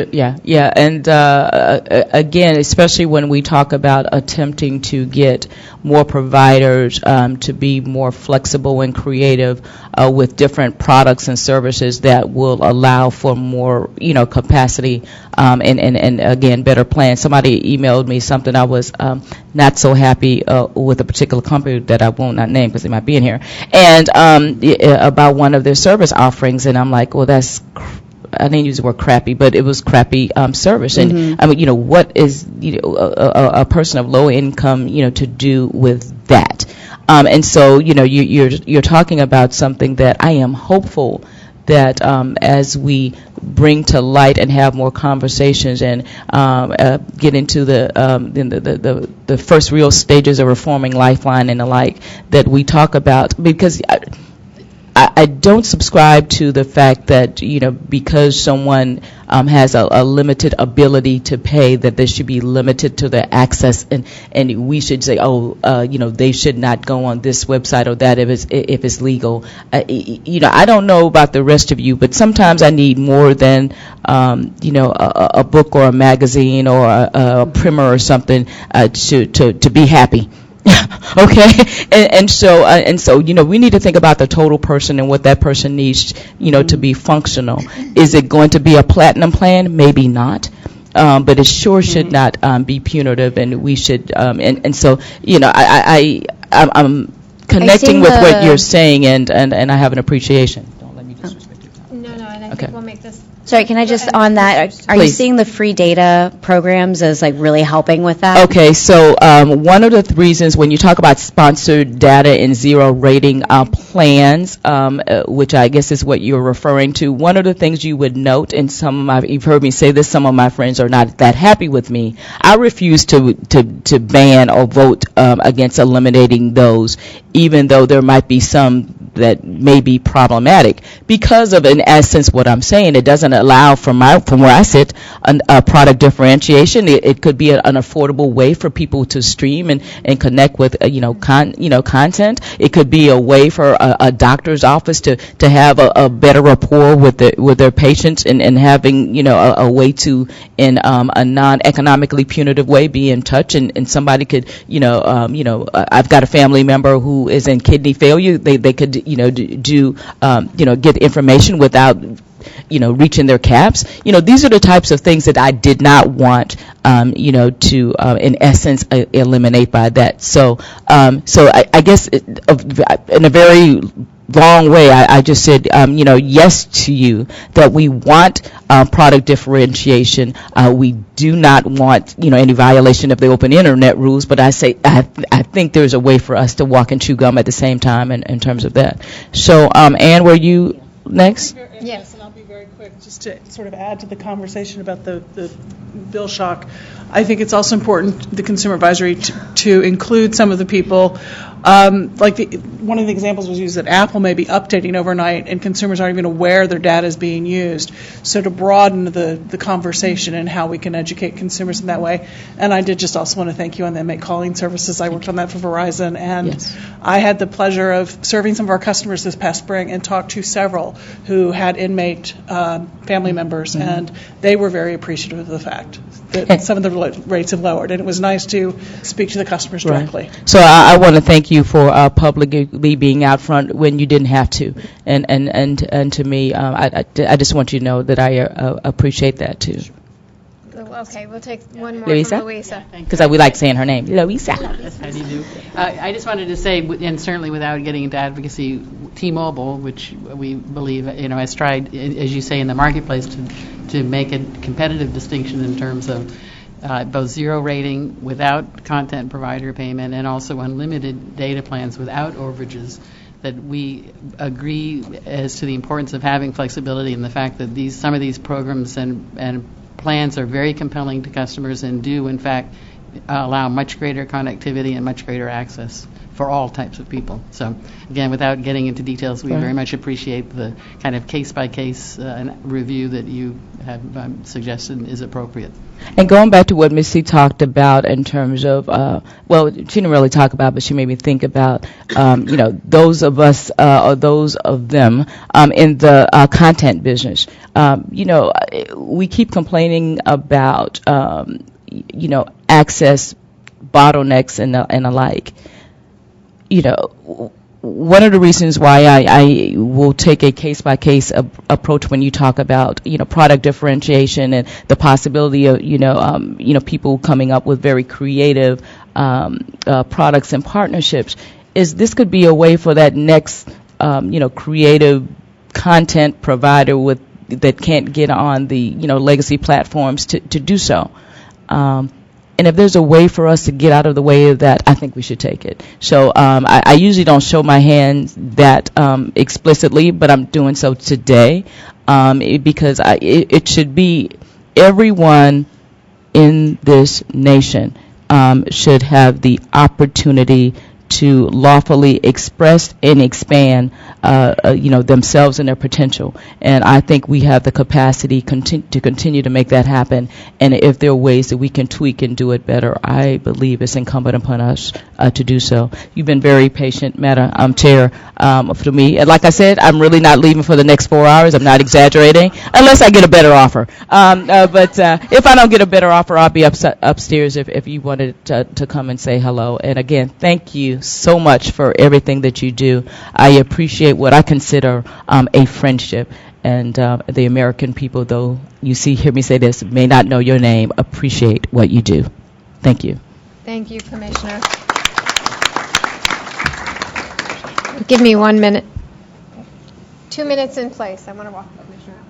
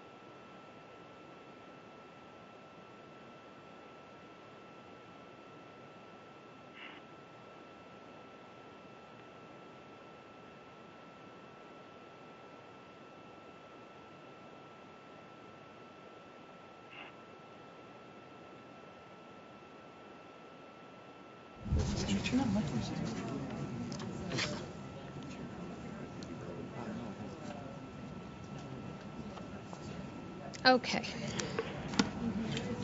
Did I lose anybody? Yeah. Oh, hi. Hi. How are you? Scott Marshall. My pleasure. Thanks for helping us out with this. Thank you for Should be joining fascinating. I'm us. looking forward to it. Fabulous. Yes, we are very excited about this topic. So, looks like we held everybody here. Excellent. There you go. Well, this is great. We have a very interesting topic here, and I think this is one that will take us into the future, right? That's what we're hoping. Yeah. Okay, from 4G to 5G, wireless. What does this mean for consumers? Paul Powell. He's Assistant Division Chief, Mobility Division, Wireless Telecom Bureau of the FCC. So take it away, Paul. Thank you so much for joining us. Oh, well, thanks for having me. And, I know you guys are running a pretty tight schedule today. I've got some remarks prepared, but if it's more helpful, I'd be happy to jump right into questions if you'd prefer that. Give us a little bit of background, just a little bit, so Okay. so we know what to ask questions about. But some may be a little more familiar than others. Happy to do so. I just want to do whatever's the most helpful here. So thanks again for having me today. And I guess, we'll have time for questions later, but I'll just start with the big one. What is 5G? There we go. That may help with the questions. Yeah, so I think if I asked everyone in this room, I'd probably come up with slightly different answers from everybody. And a wise man said not too long ago, and that wise man was Chairman Wheeler, that if anyone tells you that they know exactly what the details of what 5G will deliver, you should walk the other way. And since I'd like you all to stick around for the rest of this speech, I'm not going to go into too much detail right here. But while no one knows exactly what 5G is going to do, we do know, or think we know, a couple of things. First, we know it's going to be driven by consumer demand for new products and services. We know that it's not a one-size-fits-all technology, but rather a combination of new technological advances that are going to work together to bring improved services to consumers. We know that mobility is going to be key to this, and that these next-generation consumer experiences on a mobile platform will require advances that bridge the gap between wired and wireless connections. And we know that 5G networks will require more spectrum up and down the bands, higher responsiveness, and lower latency than we're seeing today. So there are three keys to what the Commission can do to help unlock the 5G opportunity, and we're working on all of these issues right now. The first thing is to ensure ample availability of flexible use spectrum for a wide range of users. The second is to take steps to foster competitive provision of infrastructure. And the third is to help remove unnecessary hurdles to siting.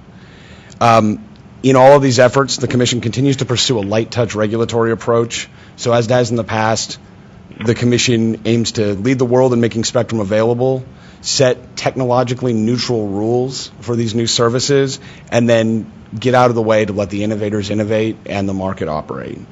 And the infrastructure and siting pieces are really important here. And the Commission, like I said, is working hard on both issues, but I'm a spectrum guy, so I'm mostly going to stay in my lane and focus on the Commission's efforts to make more spectrum available and then to talk a little bit about the benefits that we can expect for consumers. So it's not going to come as a surprise to anybody that we have seen a huge demand for wireless spectrum, and it's grown exponentially over the last several years. Most projections have it continuing to multiply well into the future. So the Commission is taking an all-of-the-above approach to identifying and making spectrum available for 5G, pursuing strategies that involve exclusive and unlicensed access, site and area-based models, and blurring the lines, the traditional lines between these categories to improve efficiency and promote robust use of spectrum resources. In doing so, the Commission continues to be guided by the success of its flexible use policies and is working to implement rules that will foster innovation without preference for one type of user or technology. However, there's little low-hanging fruit available these days. You don't see many blank spaces on the spectrum chart. By and large, spectrum is allocated and utilized by a variety of federal and non-federal users. So we have to get creative. We have to find ways to share among a variety of different users. And to do that effectively, the Commission, in cooperation with industry and its federal partners, has leveraged the technological and regulatory tools at its disposal, as well as the innate characteristics of each spectrum band, to explore innovative methods of sharing. In fact, most of what the Commission is doing right now have involved some sort of sharing mechanism. So currently the Commission is actively engaged in efforts to make new low-band, mid-band, and high-band spectrum available. These are the three prongs of the so-called spectrum trifecta. The definitions of these can be a little bit loose, but generally when you're talking about low-band spectrum, you're talking about everything up to about 1 gigahertz.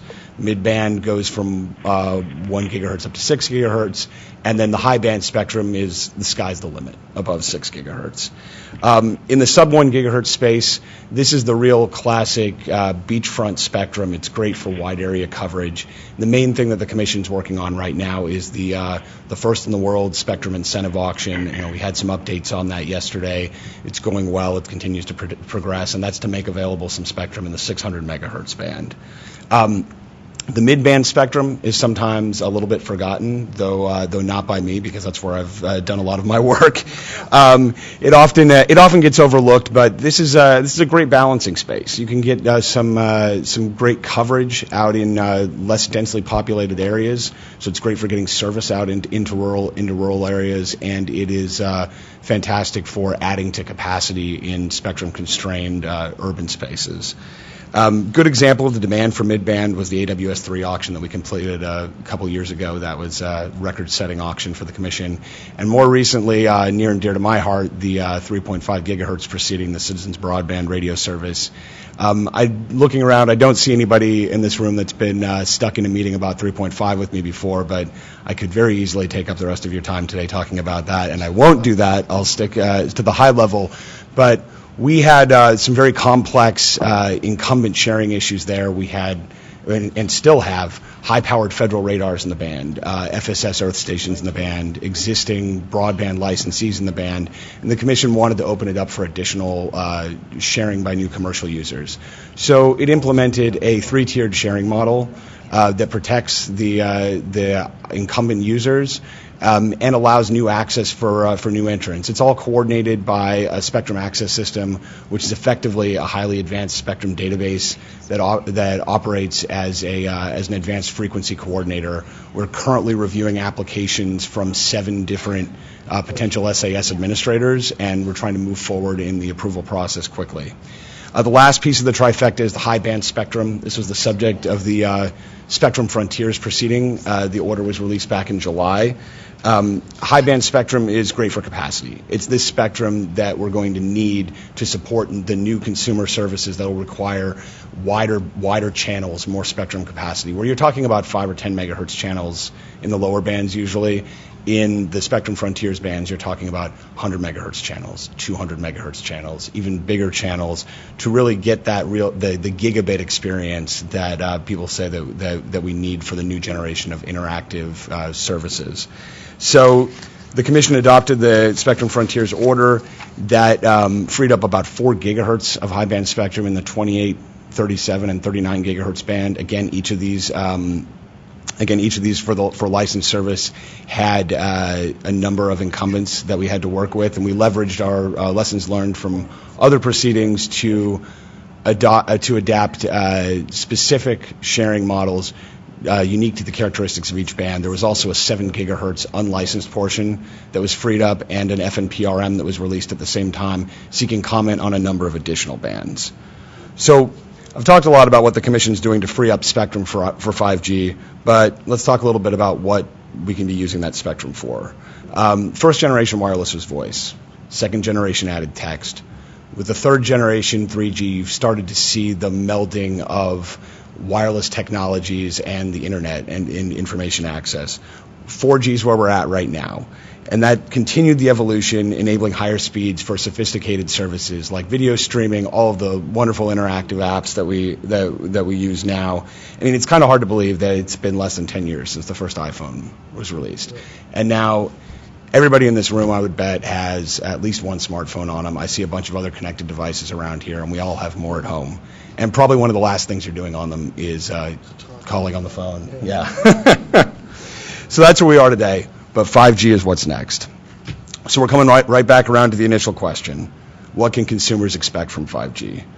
And in many ways, 5G will be the continuation of the network evolution that began with 3G and continued to progress through the current 4G technology.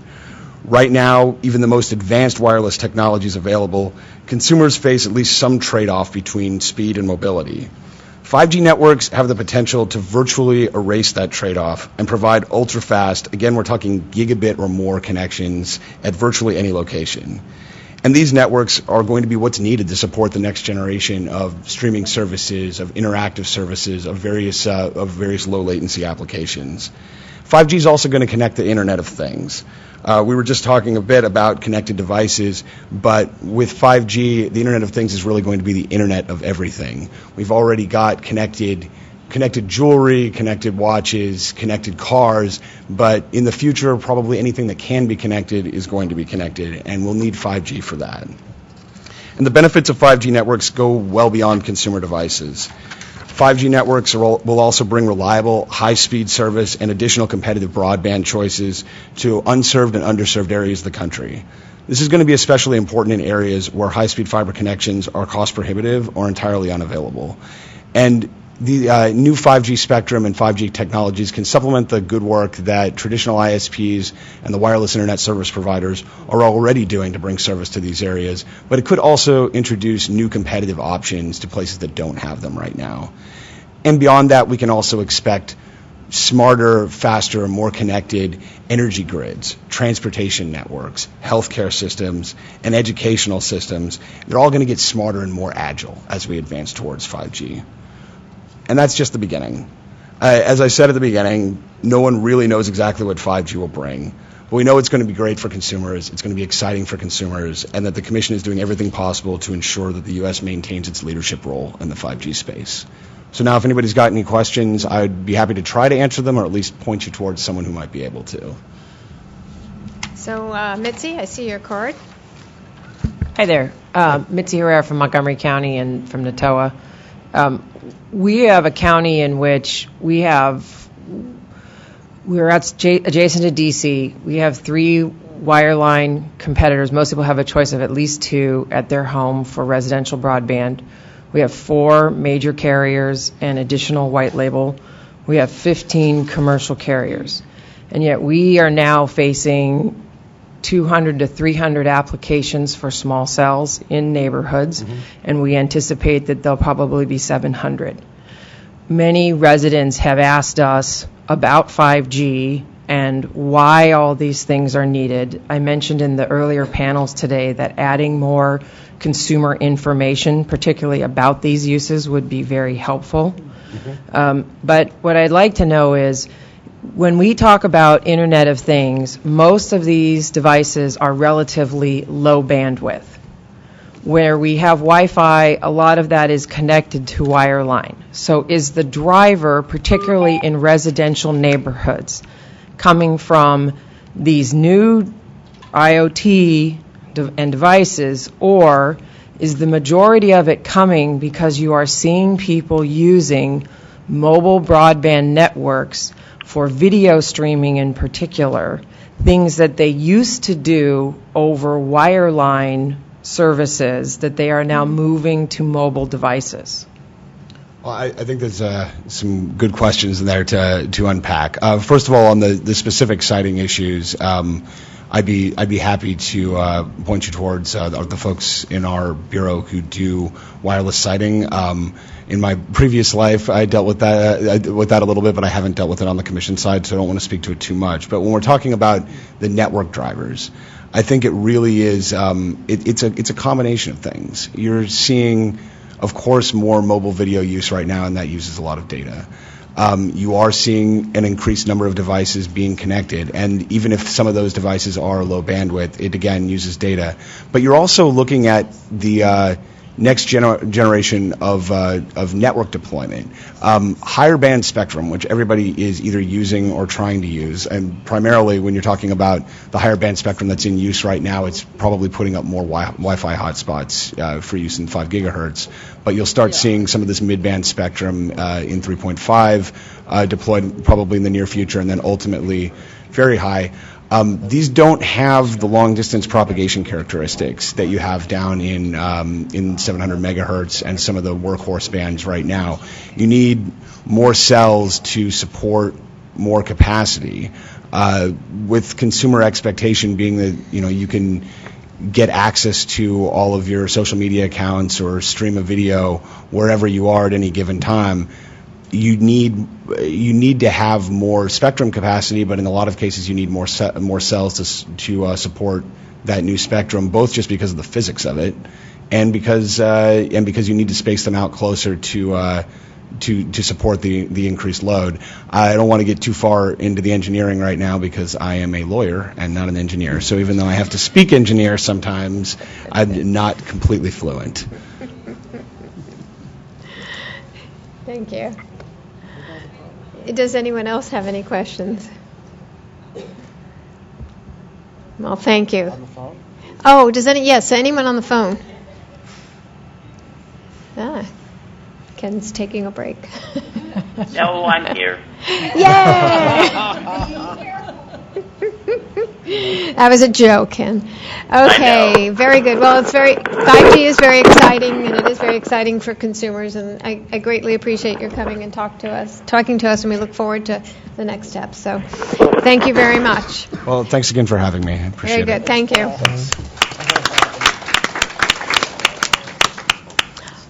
Okay, well, it is great to see everybody still around the table, because we have, as almost our final order of business, almost, our recommendation from the task force, and we do need everybody's presence for that.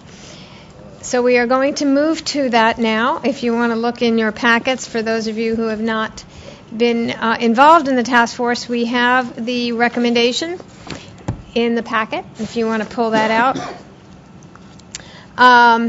Ed and I have served as the co-chairs of this process, so we're both going to talk about it. And it has been another one of those, I don't know, maybe we can work on the timing of this a little bit. Are these summertime events where, we make pilgrimages every, 2 weeks to the FCC during our summer to work on this process, sometimes weekly.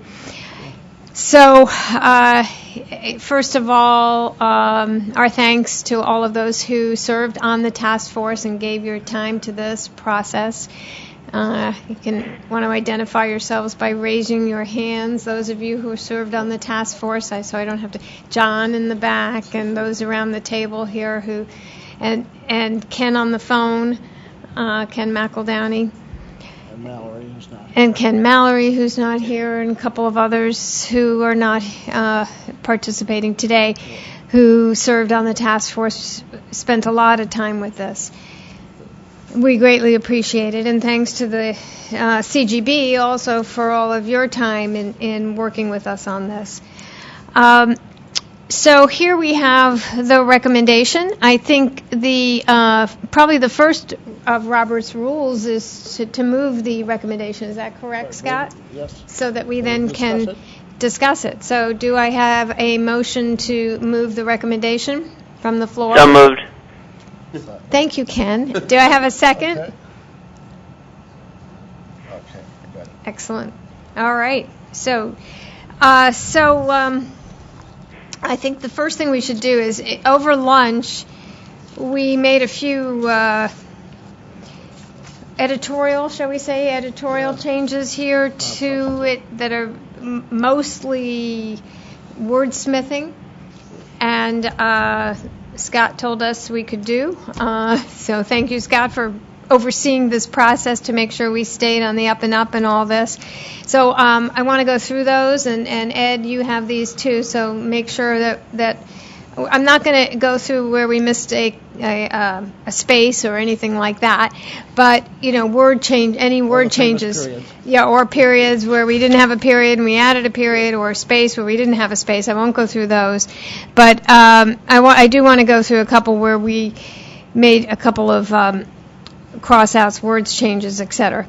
So on page 1 of the recommendation, at the very bottom, the last whereas, in the second sentence, where it reads, the task force met over, we crossed out the course of, and it now just reads, the task force met over 3 months.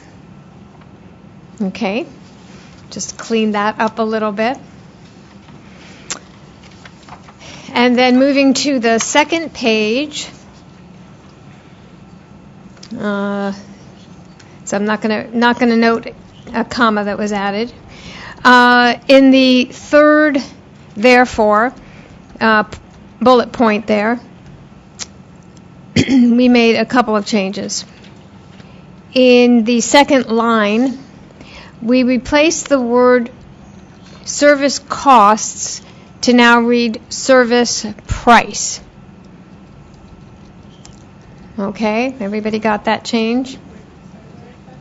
In the last bullet point, line 2, instead of the word costs, we replaced it with price.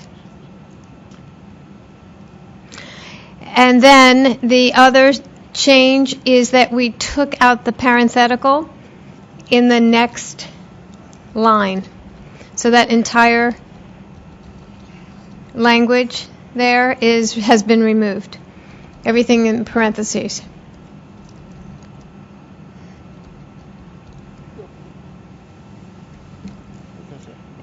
And yes.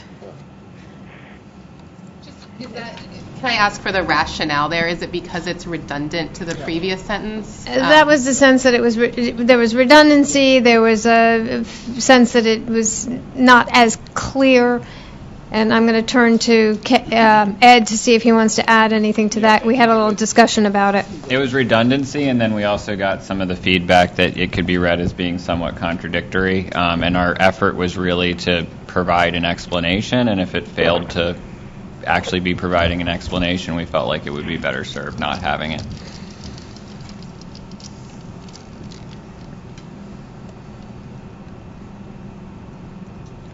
Any follow-up? No. Okay. Amina? I was just wondering, with respect to cost to price, what was the rationale behind that? It was pointed out that when you take a look at cost, it includes all taxes and fees, and oftentimes taxes can be minutia different just based on services used. So it might be 10 cents this month and 11 cents next month, or whatever. So instead of it would be impossible to 30-day advance notice what the actual sort of sales tax final dollar amount is going to be on each bill. So we meant it to be the price of actual service items and equipment items, and it was suggested that the language saying prices as opposed to cost was more reflective of things that you could reasonably notice in advance as opposed to things that are sort of always figured out at the very end of a bill cycle. So would this still include fees and things that are going to be static? Yes, and we do go to further sort of talk about and explain that. It was just, somebody had raised the example of, sales tax and little things like that seem to always be somewhat dynamic and Or result in minor. Universal service fee. Right, which oftentimes they don't know the full 30 days in advance, depending on where it hits in the quarter and where the update is and that sort of thing.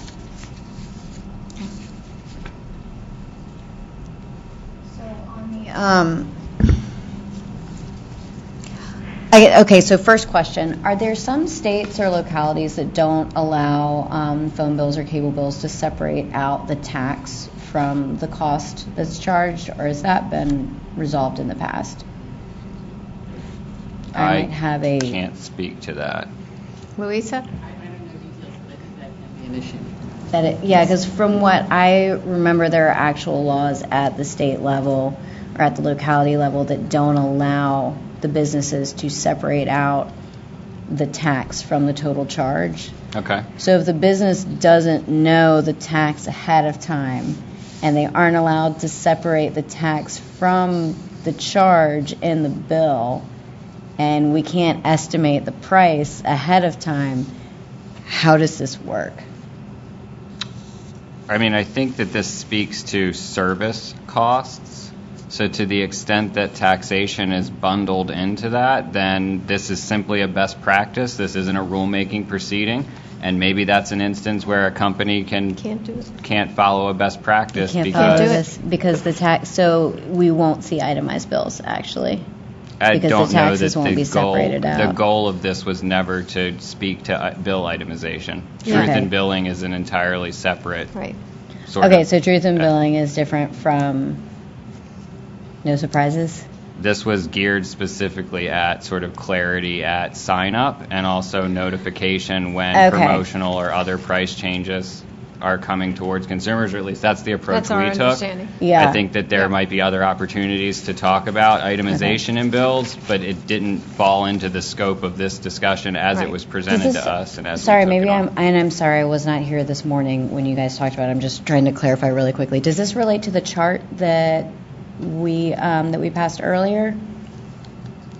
The one that shows the different The broadband disclosure? Yeah. No. It doesn't at all. Okay. This is the same fairly kind of narrow. Yeah, really Fairly narrow and Okay. limited, and it is best practices. Okay. Thanks.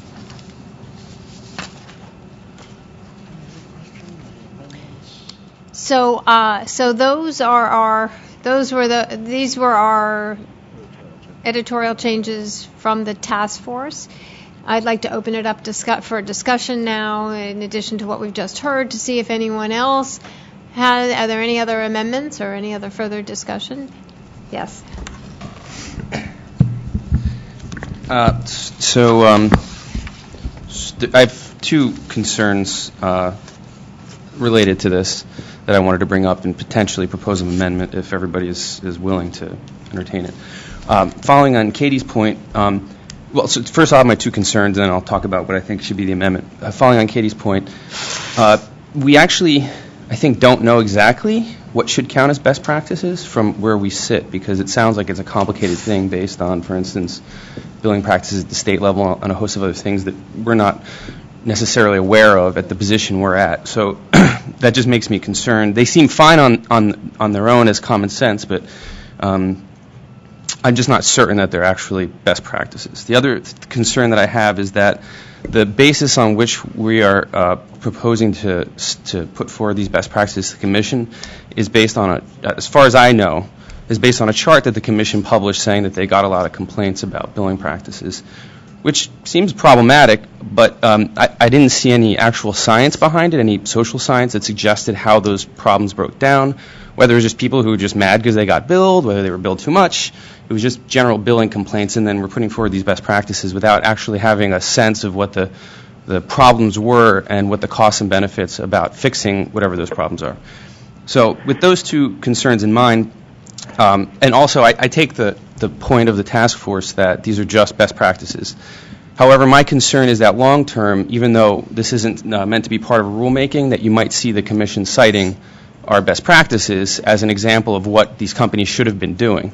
So we're putting forward something which essentially traps companies in the future based on incomplete information that we're not aware of at this time.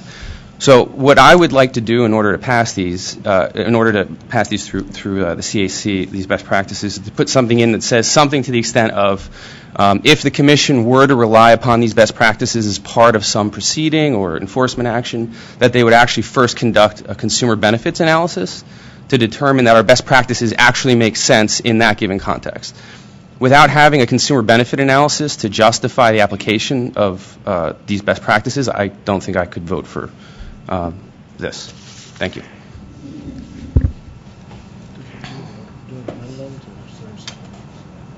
So this is Ken Mafrick, just from a consumer action. Ken, can you hold for 1 second? I want to. Oh, I'm sorry. I want to understand if this is this an amendment?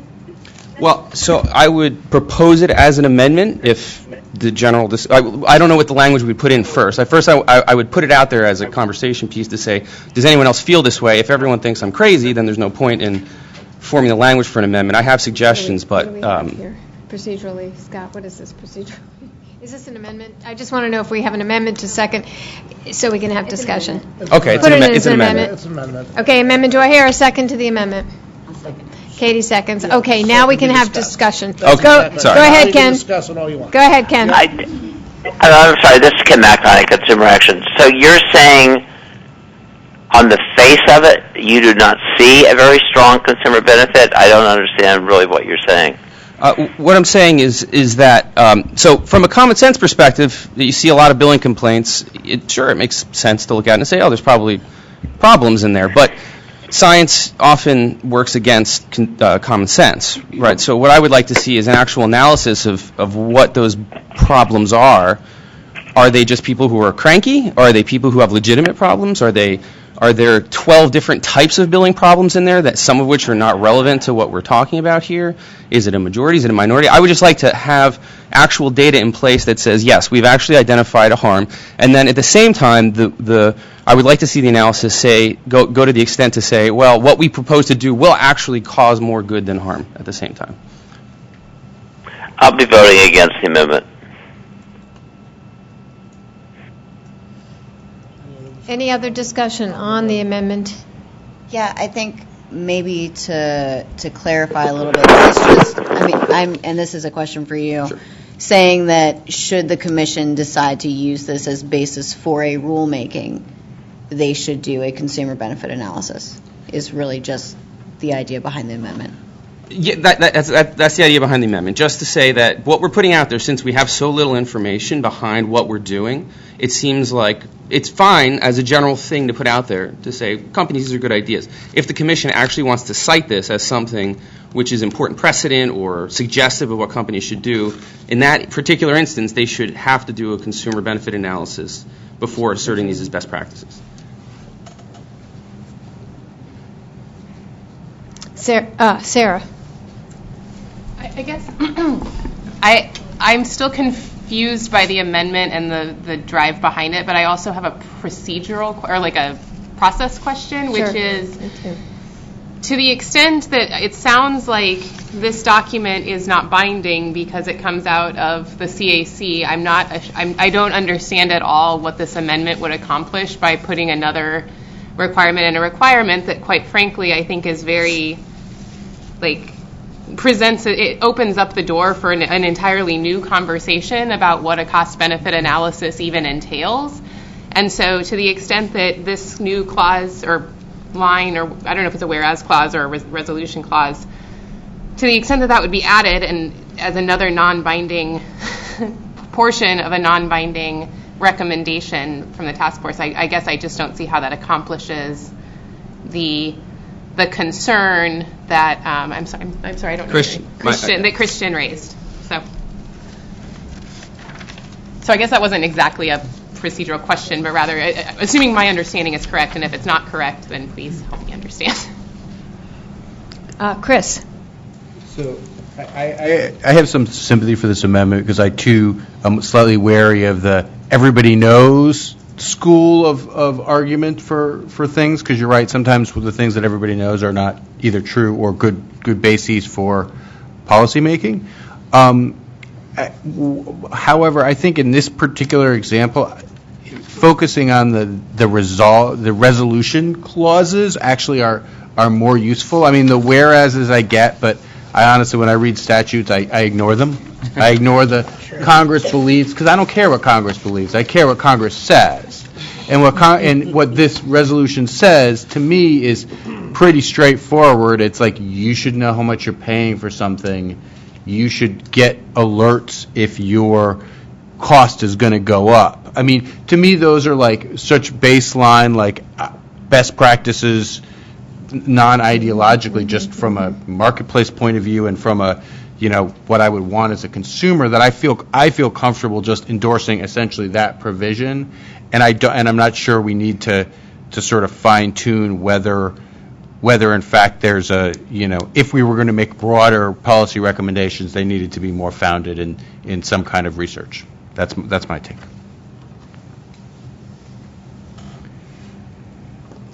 Any further discussion? So we'll call a vote on I'll call a question on the amendment. That is before us, the amendment that Christian has proposed. All those who are in favor signify by saying aye. Aye. Aye. All those opposed signify by saying no. No. No. Any abstentions? One, two. NAB, Larry Walk, abstains. I'm sorry, hold on. One second. On the, 2, 3, 4. I see 5 abstentions. Do you need to know who they are? Do you want to record who they are? Okay, hands up on abstentions. We need to record Steve Posiak, Stephanie, Catherine. No. This is the amendment. This is only the amendment. Yep. This is only the amendment. Right. And these are abstentions to the amendment. Everybody. Okay. This is only for Christian's amendment. Shall we do it again? All those in favor of just the amendment signify by saying aye. Aye. All those opposed signify by saying no. No. Abstentions?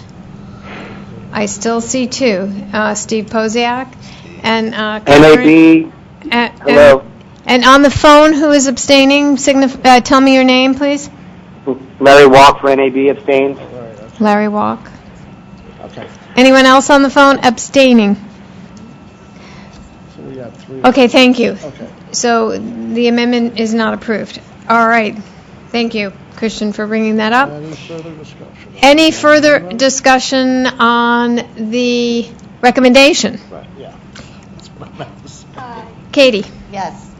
Just really quickly, I was looking at, based off of what Chris pointed to, yes, I look at the resolved part also.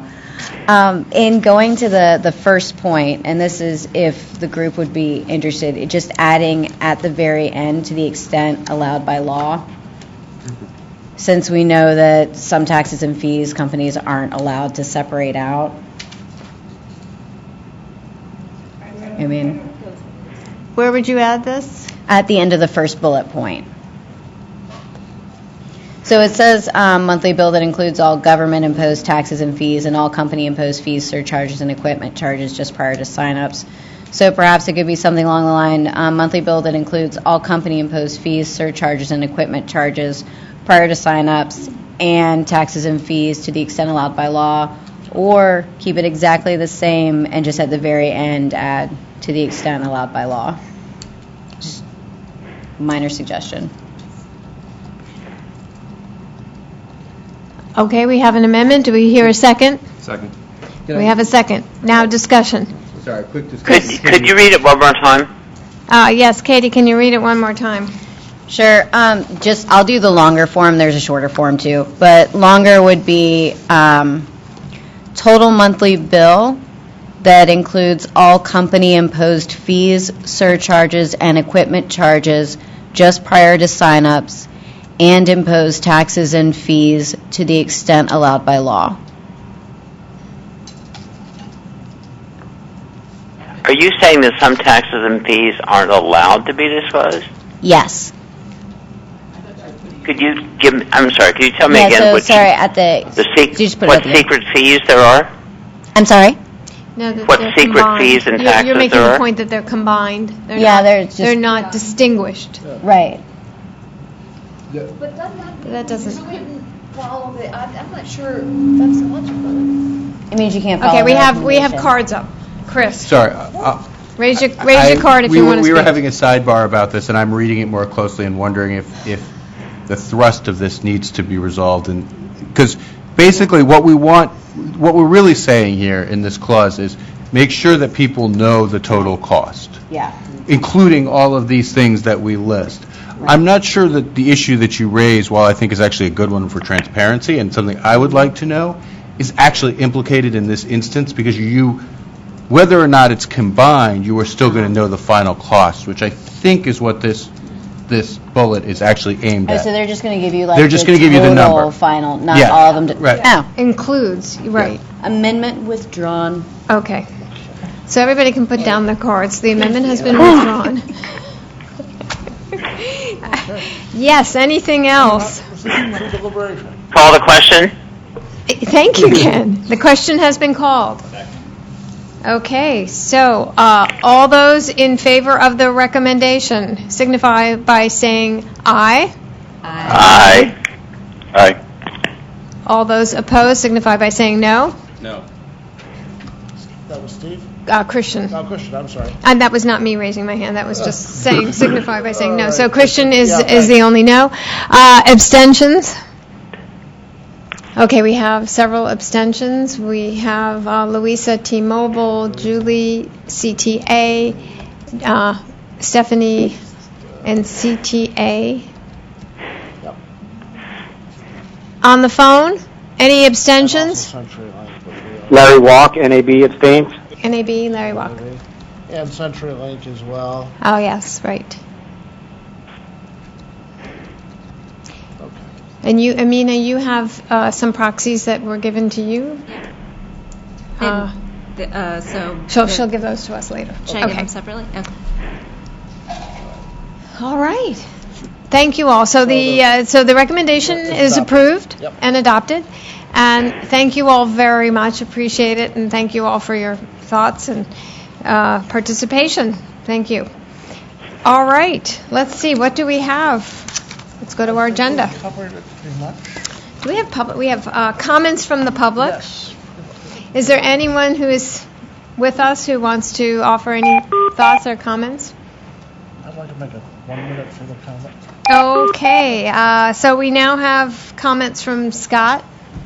Okay, thank you very much. I just, again, want to thank all of you for a tremendous CAC number 8.